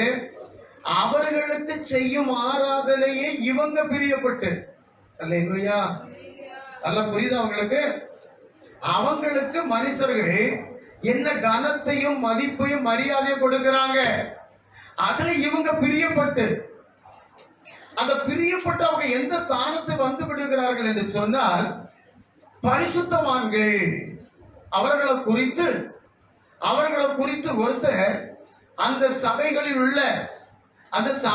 உள்ள ஊழியக்காரரை விசுவாசிகள் வெளியே சொல்லும் போது ஒற்ற வார்த்தையில சொல்லிடுவாங்க, எங்க பரிசுத்தவான்கள். அவங்க யாருன்னு சொல்லுவாங்க? ஊழியக்காரன் சொல்ல மாட்டாங்க, பாஸ்டர் அதிகமா சொல்ல மாட்டாங்க. யாருன்னு சொல்லுவாங்க? பரிசுத்தவான்கள்ங்கிற ஒரு சொல்லி அவங்கள மேல தூக்கி வச்சிருவாங்க. அதுக்குத்தான் அவங்க பிரயாசப்படுகிறாங்க. அதுக்குத்தான் அவங்க நாங்க விவாகம் பண்ண மாட்டோம், இதெல்லாம் சாப்பிட மாட்டோம், இப்படி எல்லாம் நாங்க இருக்க மாட்டோம், இப்படி மனுஷருக்குள்ளால நாங்க இப்படி பேச மாட்டோம், தமாஷ் பேச மாட்டோம், சிரிக்க மாட்டோம், நாங்க அப்படி எல்லாம் அப்படி வேறு பிடிக்கப்பட்ட அந்த தன்மை இப்படி வெளிப்படுத்தோன்னு சொல்றது தேவ தூதர்களுக்கு அடுத்த படி மாயமான தாழ்மையிலும் தேவ தூதர்களுக்கு செய்யும் ஆராதனையிலும் இவர்களுக்கு அது பிரியமா இருக்கிறதுனால காணாதவைகளிலே துணிவாய் நுழைந்து தன் மாமிச சிந்தையினாலே வீணாய் இருமாப்பு கொண்டிருக்கிற எவனும் உங்கள் பந்தய பொருளை நீங்கள் இழந்து போகும்படிக்கு உங்களை வஞ்சியாதிருப்பானாக. அல்லேலூயா, அல்லேலூயா. அவன் வஞ்சிக்க விடாதபடி பார்த்துக் கொள்ளுங்கள் என்று பவுல் சொல்லுகிறார். இதனால இப்படி சத்தியத்தை தெரிந்தவங்க, எனக்கு தெரிஞ்ச எனக்கு ஒரு ஃப்ரெண்ட், நம்ம பைபிள் ஸ்டடியும் வந்திருந்தார், ராஜகுமார் சகோதரர், டிபி ஆஸ்பத்திரிக்கு இந்த பக்கத்துல. அவருக்கு பொண்ணு எங்க படிக்க போற இடத்துல இந்த கூட்டங்களுக்கு போய் குறித்த காலத்துல அவர் கொஞ்சம் அவங்க டீச்சரும் கொஞ்சம் வசதியான குடும்பம். குறித்த காலத்துல நான் ஒழித்து போறேன்னு சொல்லிட்டு வந்து அழுதுகிட்டே இருந்தார். அப்ப நான் சொன்னேன், பாஸ்டர் நீங்க கொஞ்சம் கவுன்சில் கொடுக்க வருவீங்களான்னு கேட்டார். நான் வாரேன்னு சொன்னேன். இவர் அங்க லேசா சொல்லி இருக்கிறார், யாரும் வந்து என்கிட்ட பேசக்கூடாது, என்கிட்ட பேசினா நான் தவறா பேசிடுவேன், வருத்தப்படக்கூடாது, நான் கதவை போட்டிடுவேன், என்கிட்ட பேசக்கூடாது. அல்லேலூயா. அப்படி சொல்லிட்டு இப்ப அந்த பிள்ளைங்க ஊழியக்காரியா போயிட்டான். எனக்கு அன்பான தேவ பிள்ளைகளே, அவங்க கொடுக்கிற ஒரு சரியான ஒரு டாக்டரின் என்னன்னா, இப்படி நீங்க வரும்போது உங்க சொந்தக்காரங்க இல்ல மற்ற சபைக்காரங்க ஏதோ ஊழியக்காரங்க பைபிளை கொண்டு ஆவியை கொண்டு வசனத்தை கொண்டு சொன்னா நீங்க நினைச்ச கூடாது, கேட்கவே கூடாது, உங்களை வஞ்சித்து போடுவாங்க. அல்லேலூயா. கேட்கவே கூடாது. நீங்க உங்களை என்ன செய்வாங்க வஞ்சி. நான் 2-3 நாளுக்கு கொஞ்சம் பிரயத்தனப்பட்டேன், ட்ரை பண்ணேன். ஆனா அந்த பிள்ளை செவியை கொடுக்கல, குறித்த காலத்துல போயிட்டான். அல்லேலூயா. பேச விடவே மாட்டாங்க. வேதத்தினுடைய ஆழமான சத்தியத்தை பேச என்ன செய்ய மாட்டாங்க, விடவே மாட்டாங்க. நீ எதை செய்கிறாய் என்பது இங்க எழுதப்பட்டிருக்கிறது. தேவனுடைய சித்தம் இல்லாம இப்ப இப்படிப்பட்ட காரியங்கள் உலகத்துல உண்டாகாது. அல்லேலூயா. ஆமென். தேவனுக்கு சித்தம் இல்லாதது நிறைய நடக்குங்க. அதெல்லாம் நமக்கு உலக மனுஷன் அதெல்லாம் தேவ சித்தம்னு சொல்லுவான். இப்படிப்பட்ட மார்க்க பேதங்கள் தேவனுக்கு சித்தம் இல்லாம என்ன செய்யாது. தேவன் அதை அனுமதித்து அதை பாருங்க. அவன் உங்களை இப்படிப்பட்ட மாமிச சிந்தையினாலே வீணாய் இருமாப்பு கொண்டிருக்கிற எவனும் உங்கள் பந்தய பொருளை தெளிவா புரிஞ்சுக்க. அவன் மாமிச சிந்தை அதற்கடுத்த பாம்பே அடங்க ஒடுக்கம் பிரயோஜனமற்றது. எனக்குள்ளால பாவத்தை வச்சுட்டு நான் அதை செய்ய மாட்டேன் என்று சொல்வது பரிசுத்தம் அல்ல. அந்த பாவத்தை அவன் பலியாக்கி அந்த பாவத்தை மாமிசத்தில் இருக்கிற அறிக்கை பண்ணி நமக்காக அடிக்கப்பட்ட ஆட்டுக்குட்டிகள் அதை நிறைவேறிட்டு நாம் பாவத்தை ஆட்டுக்குட்டிக்கு தலையில ஏற்றி அதை அடிச்சு அவன் அன்றை பழைய ஏற்பாட்டுல செய்தான். நாட்கள்ல நம்ம பாவம் அத்தனை உலகத்தின் பாவத்தை சுமந்து தீர்க்க வந்த தேவ ஆட்டுக்குட்டியினுடைய சிரசில் அது ஏற்றப்பட்டு அது அடிக்கப்பட்டு என்னுடைய பாவம் அப்படியே பரிகரிக்கப்பட்டு விட்டது. விசுவாசத்தினுடைய அந்த வல்லமையின் பூரணம் ஆசீர்வாதம் என்னன்னு கேட்டா, நான் இயேசு கிறிஸ்துவினுடைய பாவம் சிலுவையில் அடிக்கப்பட்டது, அப்படி அப்பட்டமாக அடிக்கப்பட்ட வண்ணமாக அவர் இருக்கிற ஆட்டுக்குட்டி, இவைகளெல்லாம் எனக்கு உபதேசிக்கவும் வேதத்தை எடுத்து திருஷ்டாந்தப்படுத்தவும் எனக்கு வாய்ப்புகள் கிடைத்து நான் அதை தெரிந்திருக்கிறேன் என்று சொல்லுகிற பொழுது அந்த சரீரத்துல அவரிடத்துல பாவம் கிடையாது, அதே இடத்துல வந்த உறுப்புல என் பாவம் தான் இருந்தது. அவர் அதை அவ்வளவு ஆகாரத்துல பரிசுத்தத்துல வசனத்தினால் என்ன செய்து விட்டார், பூர்ணப்படுத்தி விட்டார் என்று நமக்கு தெளிவா சொல்லப்பட்டிருக்கிறது. அந்த பாவம் அங்க பரிகரிக்கப்பட்டதுனால விசுவாசித்தால் எனக்குள்ளான பாவம் இல்லாமல் போயிடும். அதான் விசுவாசத்தினுடைய ஜெயம். இதற்கு விரோதமான பார்ட்டி ஒண்ணு இருக்குது.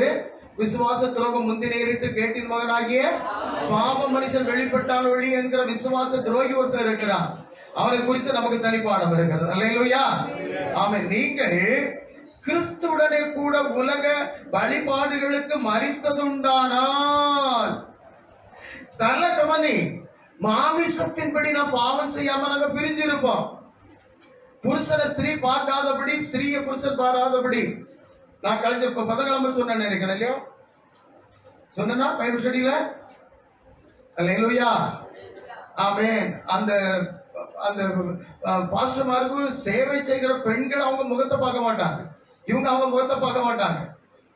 இவங்களுக்கு ட்ரெஸ் எல்லாம் துவைக்க எடுத்துட்டு போவாங்க. ஐயா அழுக்கு ரெஸ்டாரண்ட் கேட்டா அவர் அங்க இருந்து கம்பு எடுத்து தள்ளி கொடுப்பாரு, எடுத்துட்டு போவோம். நீட்டி ஒரு மேசையில டீயை வச்சுட்டு முகத்தை காம எடுத்துட்டு போயிடும், கப் எடுத்துட்டு போயிடும். அதை கிட்ட இருந்து நான் பார்த்து இருக்கிறேன். அங்க விசுவாசிகளுக்கு ஒரு பெரிய சுவர் கட்டி இருக்கும், இந்த தங்குறதுக்கும் எல்லாத்துக்கும் தனித்தனியாக.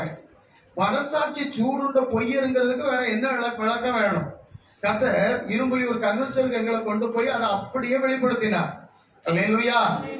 இங்க பாருங்க, நீங்கள் கிறிஸ்துவுடனே கூட உலகத்தின் வழிபாடுகளுக்கு மரித்தது உண்டானால் இன்னும் உலக வழக்கத்தின்படி பிழைக்கிறவர்கள் போல.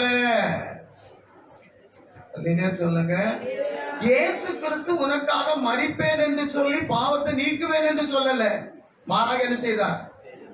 மரித்தார், பாவத்தை ஒன்றிலிருந்து நீக்கினார்.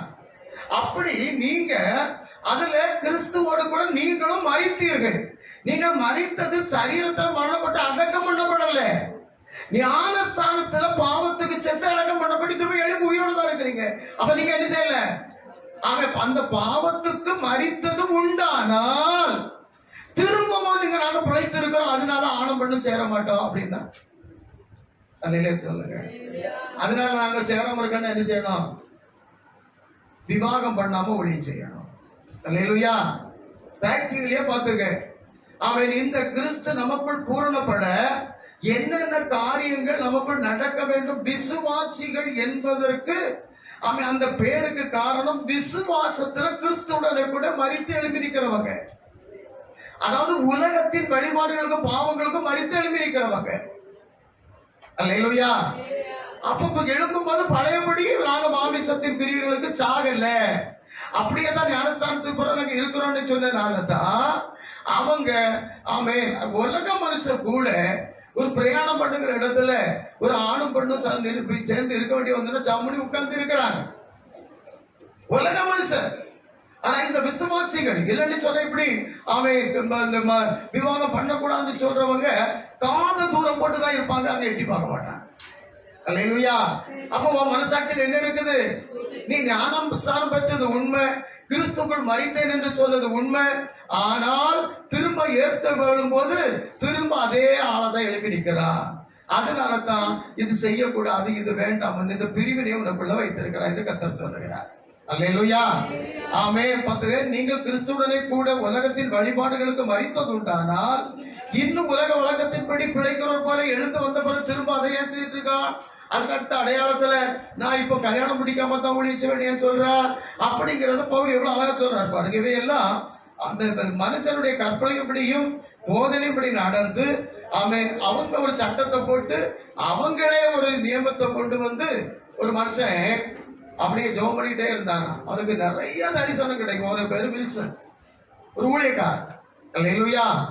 ஆமென். ஜெபம் பண்ணிட்டு இருக்கும்போது ஆமென் இப்படி திருமணம் முடிக்காம இப்படி வெள்ளை உடுத்து இப்படி ஸ்திரீகள் எங்கேயாவது கொஞ்சம் கொஞ்சம் வெளியே போயிட்டு ஆண்கள் எல்லாம் வீட்டுக்குள்ள இருந்து ஆமென் ஆட்டையும் கொடுக்குற எல்லாம் சாப்பிட்டு ஆடு மாடு மாதிரி ஊதி உள்ள இருந்து சோதனம் பண்ணிட்டு இருக்கணும். இதுதான் நமக்கு மார்க்கத்து கத்த தந்திருக்கிறேன்னு வில்சன் ஒருத்தன் ஒரு தரிசனம் கண்டு சொன்னாங்க.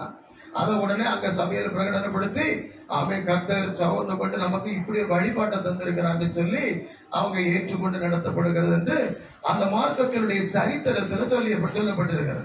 ஒரு அழில சொல்லுங்க. ஆமே. இவை எல்லாம் அனுபவிக்கிறதுனால் அழிந்து போகுமே. இப்படிப்பட்ட போதனை சுய இஷ்டமான ஆராதனையும் மாயமான தாழ்மையும் சரீர ஒடுக்கத்தை பற்றி ஞானம் என்கிற பெயர் கொண்டிருந்தாலும் இவைகள் மாமிசத்தை பேணுவதற்கே ஒழிய மாமிச சிந்தையை அழிப்பதற்கு அல்ல. அல்லேலூயா. கிறிஸ்துவோடு கூட உலக வழிபாட்டுக்கு நீ எரிச்சிருக்கணும், மறிச்சிருக்கணும். அது மாத்திரம்தான் செய்யும். அப்போ மனசாட்சி சூடுண்ட பொய்யருங்கிற இடத்துக்கு நம்ம என்ன செய்ய மாட்டோம், வரமாட்டோம். அல்லேலூயா.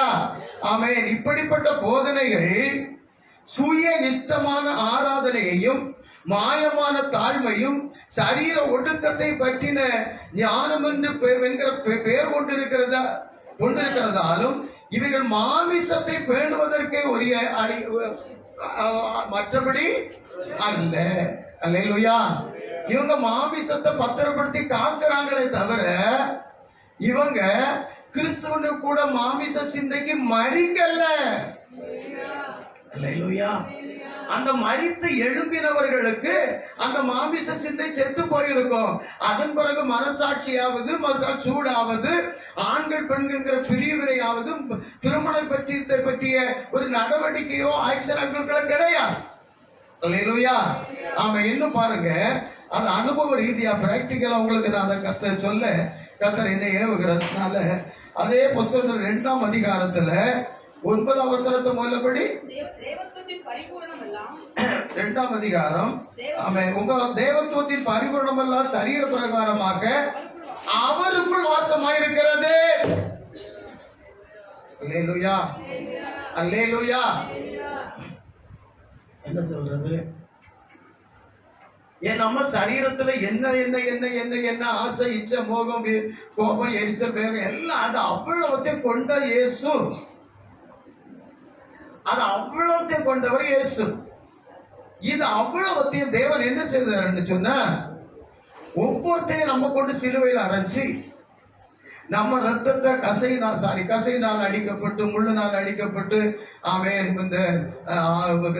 இந்த ஈட்டியினால குத்தப்பட்டு ஆணியினால் அடிக்கப்பட்டு நம்ம ரத்தத்தை அவ்வளவு சிந்தி நம்ம உறுப்புகள் அவ்வளவத்தையும் மாமிச சிந்தைக்கு உலக முகத்துக்கும் நீங்களாக்க அவர் கிரியை செய்யாம இப்போ எனக்குள்ளால எவ்வளவு வகையான பாவம் இருக்கு இது அவ்வளவு இயேசுவில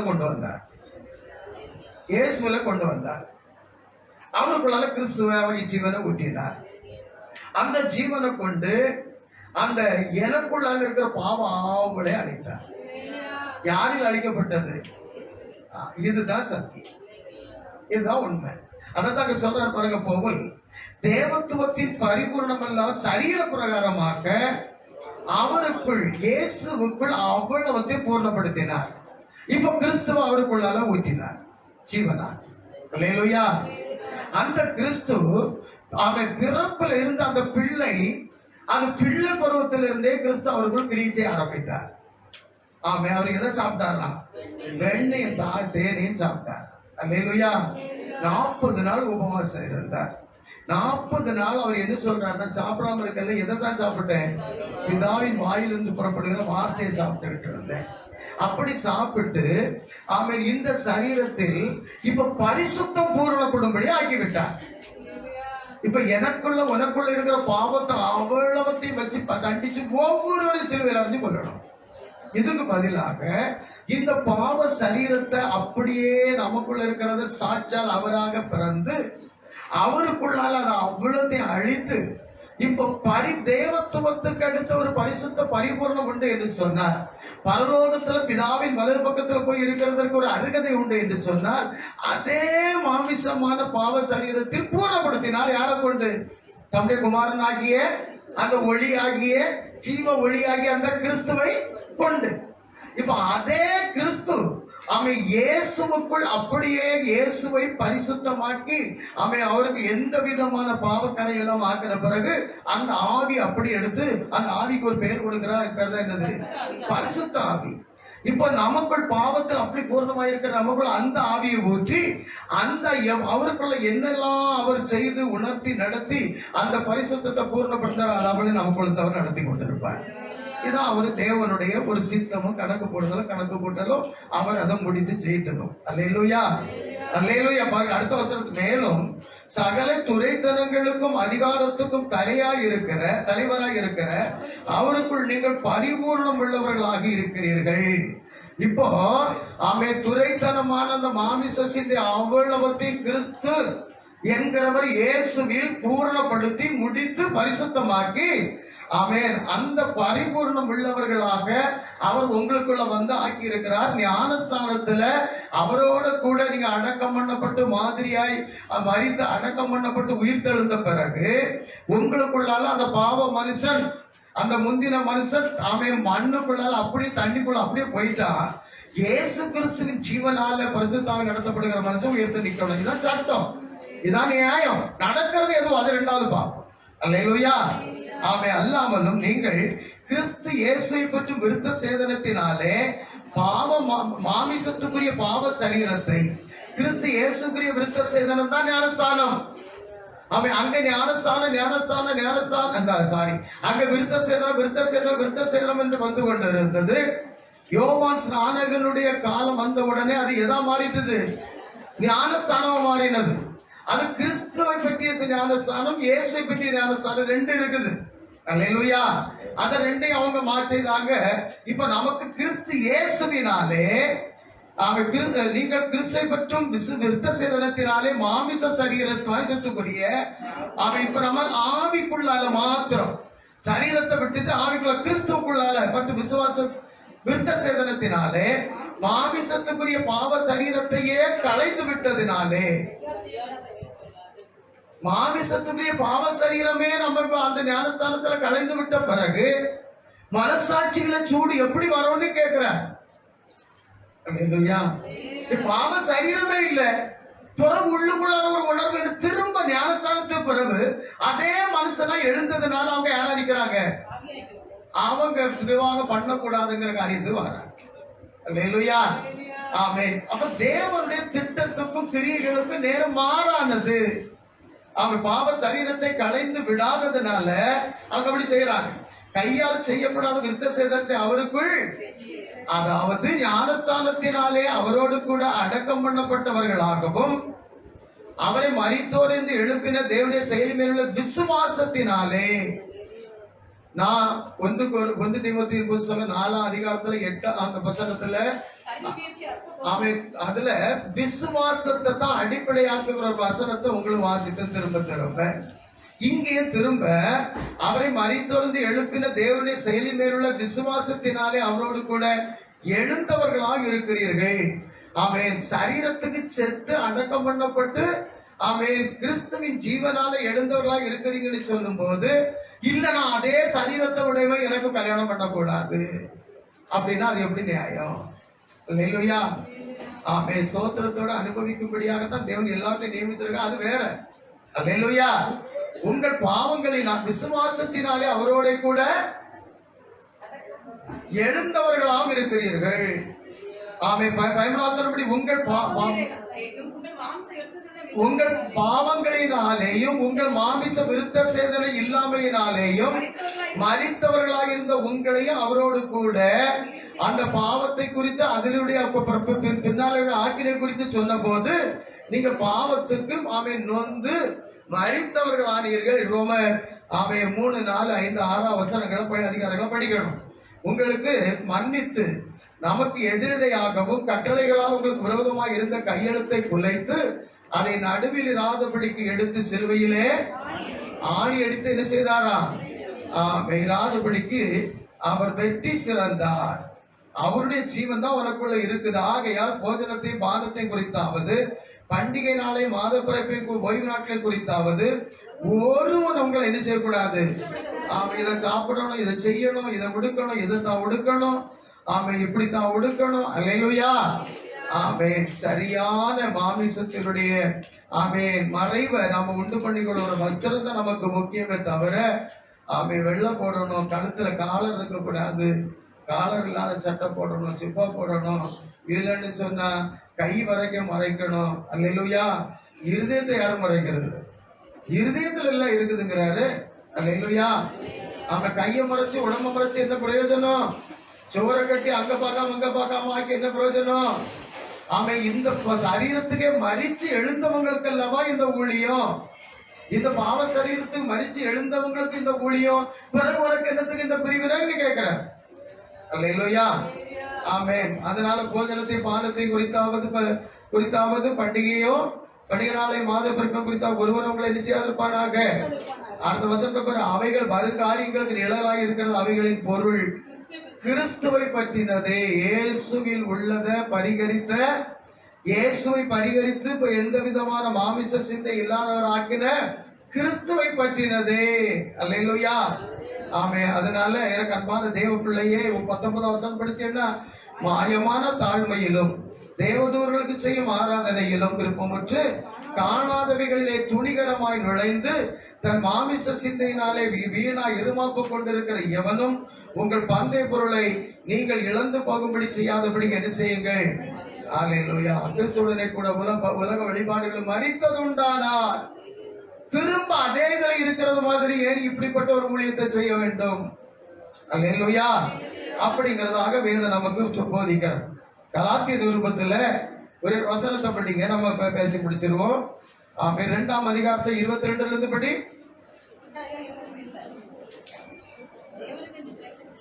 3ஆம் அதிகாரம் சாரி திரும்பப்படி.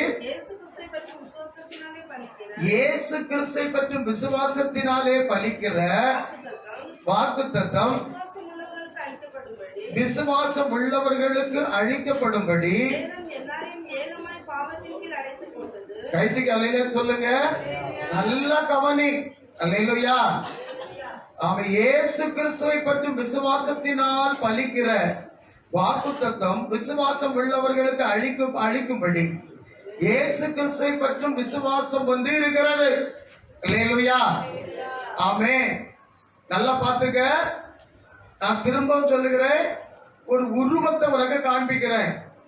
இப்ப உனக்கும் எனக்கும் இருக்கிற சரீரத்துல என்ன என்ன என்ன என்ன மாமிச குறைகள் இருக்கிறதோ, உலக மோகம் இருக்கிறதோ, இது அவ்வளவு உள்ளவராக இயேசுவை தேடி பிடிக்கிறார். இயேசுவை தேடி பிடிச்சு திரும்ப சொல்றேன், நம்ம அத்தனை பேர் சிலுவையில் அறையப்பட்டு 10 கட்டளைகளுடைய மீறுதலுக்கு பரிகரிக்கப்பட்டு தான் பரலோகத்துக்கு போகணும். அதனால அவர் ஒரு மனுஷனை இயேசுவை பிடிச்சு எடுக்கிறார். அவர்ல நமக்கு இருக்கிற அவ்வளவு பாவமும் அவ்வளவு நரம்புகளும் ரத்தங்களும் எல்லாம் உணர்வுகளும் இருக்குது.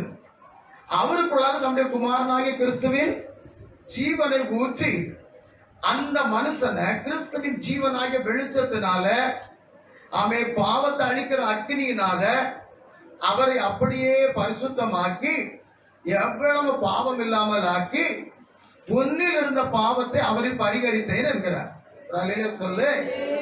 இத உனக்குள்ளால உண்டாக்குகிறதற்கு ஒரு வார்த்தை இருக்கிறது. அல்லேலூயா. ஆமென். பேதுரு சபைக்கு எழுதும் போது ஜீவனுள்ள கல்லாகிய அவரோடு சேர்த்து கட்டப்பட்டவர்களாகி நீங்கள் என்று எபேசி சபைக்கு பேதுருவும் சொல்ற. அல்லேலூயா. இப்போ அவர் ஜீவனுள்ள கல்லு, நான் அப்படிப்பட்ட கல்லாகிட்டேன், நீங்களும் நம்ம ஆகிட்டீங்க. நம்ம அவரோடு இணைக்கிறது எது? விசுவாசம் என்கிற ஒரு பசை. இப்ப ஒரு கல்லோடு இன்னொரு கல்லை சேர்த்து கட்டுவதற்கு எதை யூஸ் பண்றாங்க?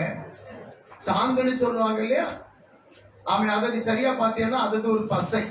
அந்த கல்லையும் இந்த கல்லையும் கிழிக்க முடியாதபடி என்ன செய்துவிடும், ஒன்றோடு பிடித்து வைத்துக் கொள்ளும். அதுக்கு பேர் தான் என்னது? ஆமென். அதுதான் இப்ப ஜீவனுள்ள கல்லாகி அவரோடு கூட நீயும் ஜீவனுள்ள கல்லாக சுவிசேஷத்தினால மாற்றப்பட்ட பிறகு அவருடைய மேலுள்ள விசுவாசத்துல மரித்து எழுந்தவனாக பாவத்துக்கு நீங்கிறவனாக கிறிஸ்துவின் ஜீவன் ஒன்றில் நிலைத்திருக்கிறதாக நீ மாற்றப்பட்ட பிறகு அவன் ஒன்னு அவரோடு சேர்க்கிறது விசுவாசம் என்கிற பசை. அல்லேலூயா. அந்த விசுவாசத்தை இங்க பவுல் எப்படி சொல்லி வராரு பண்ணி பாத்தீங்கன்னா, இயேசு கிறிஸ்துவை பற்றும் இயேசு கிறிஸ்துவை பற்றும் விசுவாசத்தினாலே பலிக்கிற வாக்குத்தத்தம் விசுவாசம், அந்த விசுவாசம் உள்ளவர்களுக்கு அளிக்கும்படி வேதம் நல்லா காமிச்சுங்க, எல்லாரையும். சில வேதம் தெரிஞ்ச பிள்ளைகள் கேட்கறீங்க, எல்லாரையுங்கிறது யாரை எல்லாம் சேர்த்து சொல்லுது?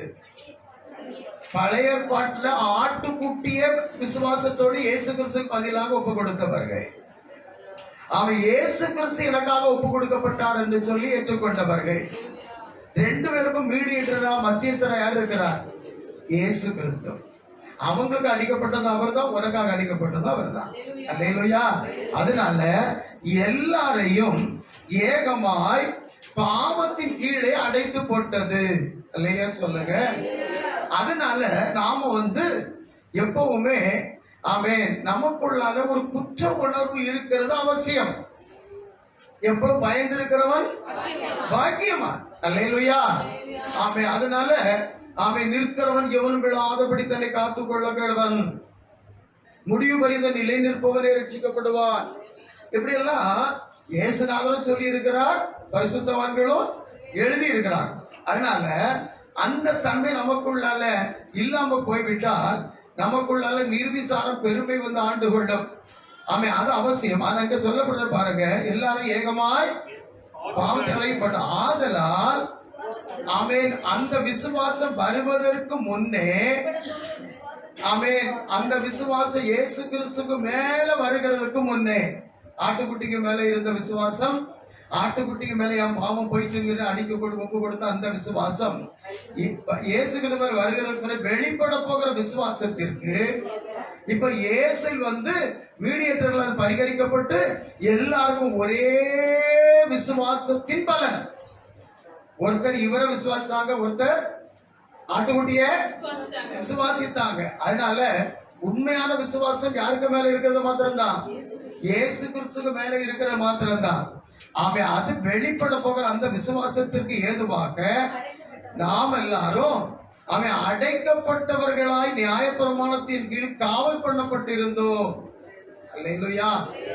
ஆமென். எல்லாருக்கும் ஆமென் ஒரே ஒரு விசுவாசத்தின் அடிப்படையில் ஒரு மீட்பு, ஒரு உயிர்த்தெழுதல்.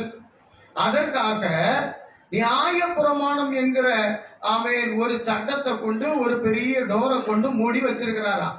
அதே சொல்லுங்க. ஆமென். இந்த விசுவாசம் எல்லாருக்குள்ளே பலிச்சு மீட்பு வந்த பிறகு எங்க வச்சிருக்கு வேதத்துல மீட்ப எல்லாருக்கும் ஒன்றாக வந்த பிறகு இவ்விதமாய் நாம் விசுவாசத்தினாலே நீதிமான்கள் ஆக்கப்படுவதற்கு ஆமென் இந்த நியாயப்பிரமாணத்திற்கு அடைக்கப்பட்டிருந்த நம்மை, நியாயப்பிரமாணம் நம்மை கிறிஸ்துவினிடத்தில் நடத்துகிற உபாத்தியாய் இருக்கிறது. அல்லேலூயா. எந்த கிறிஸ்துவினிடத்தில்? எந்த கிறிஸ்துவினிடத்தில்?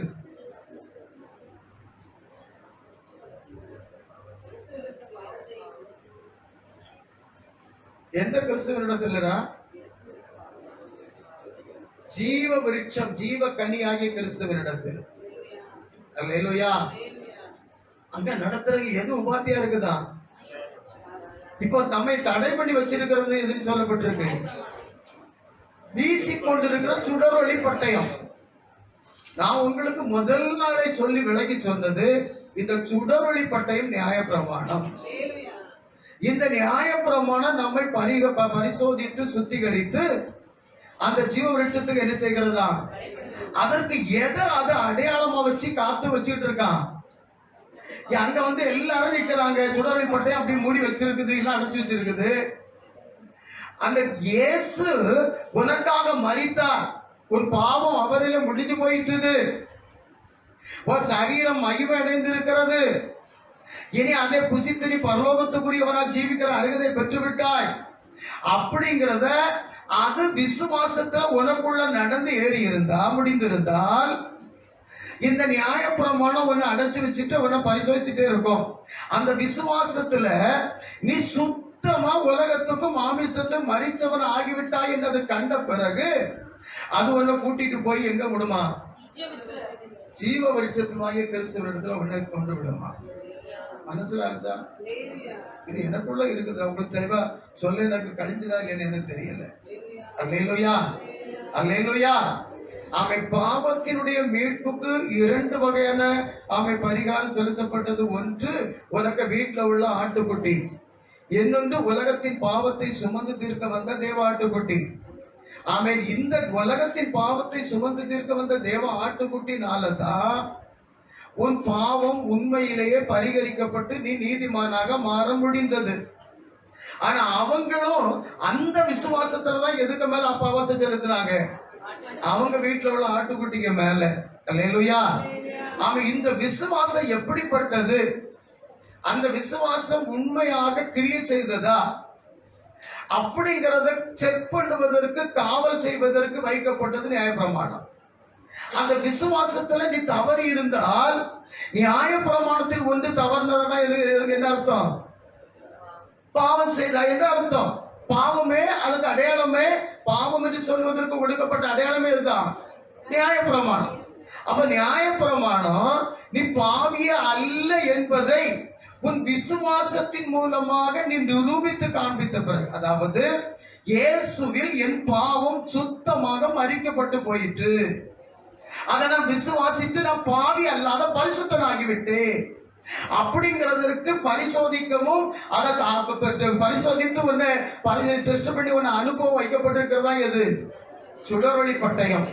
அது ஒண்ணு பரிசோதித்து கண்டறிந்த பிறகு அவன் விசுவாசத்தினால அடிக்கப்பட்ட ஆட்டுக்குட்டியினால உள்ள அவன் உலகத்தின் பாவத்தை சுமந்த தீர்த்த ஆட்டுக்குட்டியினால இந்த மனுஷன் என்ன ஆயிட்டான்? அவன் பாவம் இல்லாத மாமிசத்தை உடையவனாக ஆகிவிட்டான். அதாவது மகிமை இழந்த சரீரம் எனக்கு உண்டாயிற்று. அதனால இவன் எதை புசிக்கலாம்? என்னை ஜீவ விருட்சத்தின் கனியை புசிக்கலாம் என்று சொல்லி அது ஒண்ணு எங்க அனுப்புகிறதா? ஜீவ விருட்சத்தினிடத்தில், அதாவது கிறிஸ்துவ இடத்துல ஒண்ணு என்ன செய்கிறதா? அனுப்புகிறது என்று படிக்கிறது. ஒரு அல்லேலூயா சொல்லுங்க. ஆமென். அப்ப விசுவாசமே ஆமென் நமக்கு இதற்கு ஆமென் முக்கியமான ஜெயமா இருக்கிறது. பாவத்திலிருந்து நம்ம விடுதலை அடைவதற்கு இயேசுவில் என் பாவம் போயிற்று என்று விசுவாசிக்கிற விசுவாசம். அந்த விசுவாசத்தை வாயில சொல்றதுக்கு ரொம்ப எளிது. அதை நிறைவேற்றணும்னா அந்த பாவம் திரும்ப உங்ககிட்ட இல்லாம இருக்கணும். அப்பதான் விசுவாசம் என்னதான் இருந்தது? உண்மையா இருந்தது. அல்லேலூயா. விசுவாசம் உண்மையா இருந்தால் அந்த பாவம் உனக்குள்ள சுத்தமா நீங்கி இருக்கும். உனக்குள்ளால உலக மோகம் மாமிச சிந்தை உனக்குள்ள இல்லாமல் போயிருக்கும். அல்லேலூயா. ஆமென். எத்தனை பேருக்கு அது மனசுலாச்சோ? ஆமென். கொஞ்சம் தெளிவா புரியணுங்கிறவங்க திரும்ப ஒரு தடவை கேளுங்க. ஆமென். எடுத்து சொல்ல இந்த வசனங்கள் மிகவும் முக்கியமானது. அல்லேலூயா. ஆமென். நாம் விசுவாசத்தினாலே நீதிமான்கள் ஆக்கப்படுவதற்கு நியாயப்பிரமாணம் நம்மை கிறிஸ்துவனிடத்தில் வழி நடத்துகிற உபாத்தியாய். ஆமென். விசுவாசம் பூரணப்பட்ட பிறகு, நாம் விசுவாசத்தை பூரணப்பட்ட பிறகு அடுத்த வசனம், உபாத்திக்கு என்னது? நாம் கீழானவர்கள் அல்ல. அதாவது நியாயப்பிரமாணத்திற்கு கீழானவர்கள் அல்ல. நாம் பாவம் செய்யவே ஆமென் நல்ல கவனி, பாவம் முழங்கால் இல்லை, பாவம் செய்ய வைக்கிற மாமிச சிந்தை விசுவாசத்துல செத்து போன பிறகு நியாயப்பிரமாணத்துக்கு நாம் கீழ்பட்டவர்கள் அல்ல. நியாயப்பிரமாணத்துக்கு சம்பந்தம் கிடையாது. இப்ப நியாயப்பிரமாணமே நம்மிடத்தில் இருக்கிறது. நம்ம பாவம் செய்கிறதுனால நியாயப்பிரமாணம் நம்ம ஆளுகை செய்யிட்டு இருக்கு. நம்ம பாவமே செய்யாத ஒரு சரீரத்தை உடையவர்களாகும், மாமிச சிந்தை இல்லாதவர்கள் ஆன பிறகு நியாயப்பிரமாணம் நம்ம என்ன செய்ய முடியும்? விசுவாசிக்கிற எவனுக்கு நீதி உண்டாக நியாய கிறிஸ்து ரோமர் 10:4 விசுவாசிக்கிற எவனுக்கு நீதி உண்டாக. ஆமென். அப்பதான் நியாயப்பிரமாணம் நம்ம விட்டு நீங்கி போகும். எத்தனை பேருக்கு நான் நீதிமான், அப்படிங்கிற இதைத்தான் சிலர் தவறா புரிந்து கொண்டு அவன் ஞானஸ்தானம் பெற்ற பிறகு நீ எப்படி பாவி? அல்லேலூயா. ஆமென். நான் திருமணம் முடிக்க மாட்டேன்னு இருந்தா திரும்ப அதே மனுஷனை உயிர் தெரிஞ்சிருக்கிறாங்க பவுல். அப்போ நியாயப்பிரமாணத்தின் பாவத்துக்கு என்ன செய்யல? சாகல. திருமணம் முடிக்கலாமா முடிக்க கூடாதாங்கிற ஒரு பிரமாணமே கிடையாது. முடிக்காம எவ்வளவு எத்தனை பேர் கோடி பேர் அவ்வளவு பேர் மாட்டோம், பிரச்சனை கிடையாது. அது ஒரு கட்டளையாக சட்டமாக சொல்லுவதற்கு அங்க ஒரு கருத்து இருக்கிறது. மனசாட்சி சூடுண்ட போய் ஏன் இவர்கள்? அல்லேலூயா. அதனாலதான் அந்த சட்டத்தை போட, சட்டமே போடக்கூடாது, அதற்கு ஒரு பிரமாணத்தை ஏற்றக்கூடாது என்பது வேதம். அல்லேலூயா, அல்லேலூயா. அப்ப யாருக்கு திரும்ப நியாய பிரமாணம் கிடையாது? பிரிஸ்கில்லா, யாருக்கு நியாய பிரமாணத்தினுடைய காவல், நியாய பிரமாணத்தை குறித்து உள்ள டெஸ்ட் பரிசோதனை யாரு கிடையாது? விசுவாசத்துல நியாய பிரமாணத்துல என்ன பாவம் சொல்லுகிற அவ்வளவு பாவத்துக்கு செத்தவங்க. கிறிஸ்து இயேசுவில் அது முடிஞ்சு போயிட்டு இருந்தா அவங்களையும் முடித்து கொண்டவர்கள். அவங்களுக்கு அப்புறம் நியாய பிரமாணம் வந்து இது இது இது உண்டானி பரிசோதிக்க அவசியமே இல்ல. வந்து அதுக்கு ஒரு பிரயோஜனமும் நியாய பிரமாணம் வந்து ஒன்னாங்க இருப்பாரு ரெண்டாங்க இருப்பாருன்னு சொல்லிட்டு அது சொல்லிட்டு போயிட்டு இருக்கலாம். அதுக்கு நமக்கு என்ன கிடையாது? அதை பத்தி எங்களுக்கு பிரச்சனை கிடையாது. எங்கள்கிட்ட அந்த செய்க மாமிசத்துறது கிடையாது. அப்ப நியாய பிரமாணத்தை கிட்ட ஓதி என்ன பிரச்சனை, என்ன பிரயோஜனம்? அதான் விசுவாசிகளுக்குரிய அந்த தன்மையில் வருகிற பாகம். ஒரு நிலையில சொல்லுங்க ஆமென்.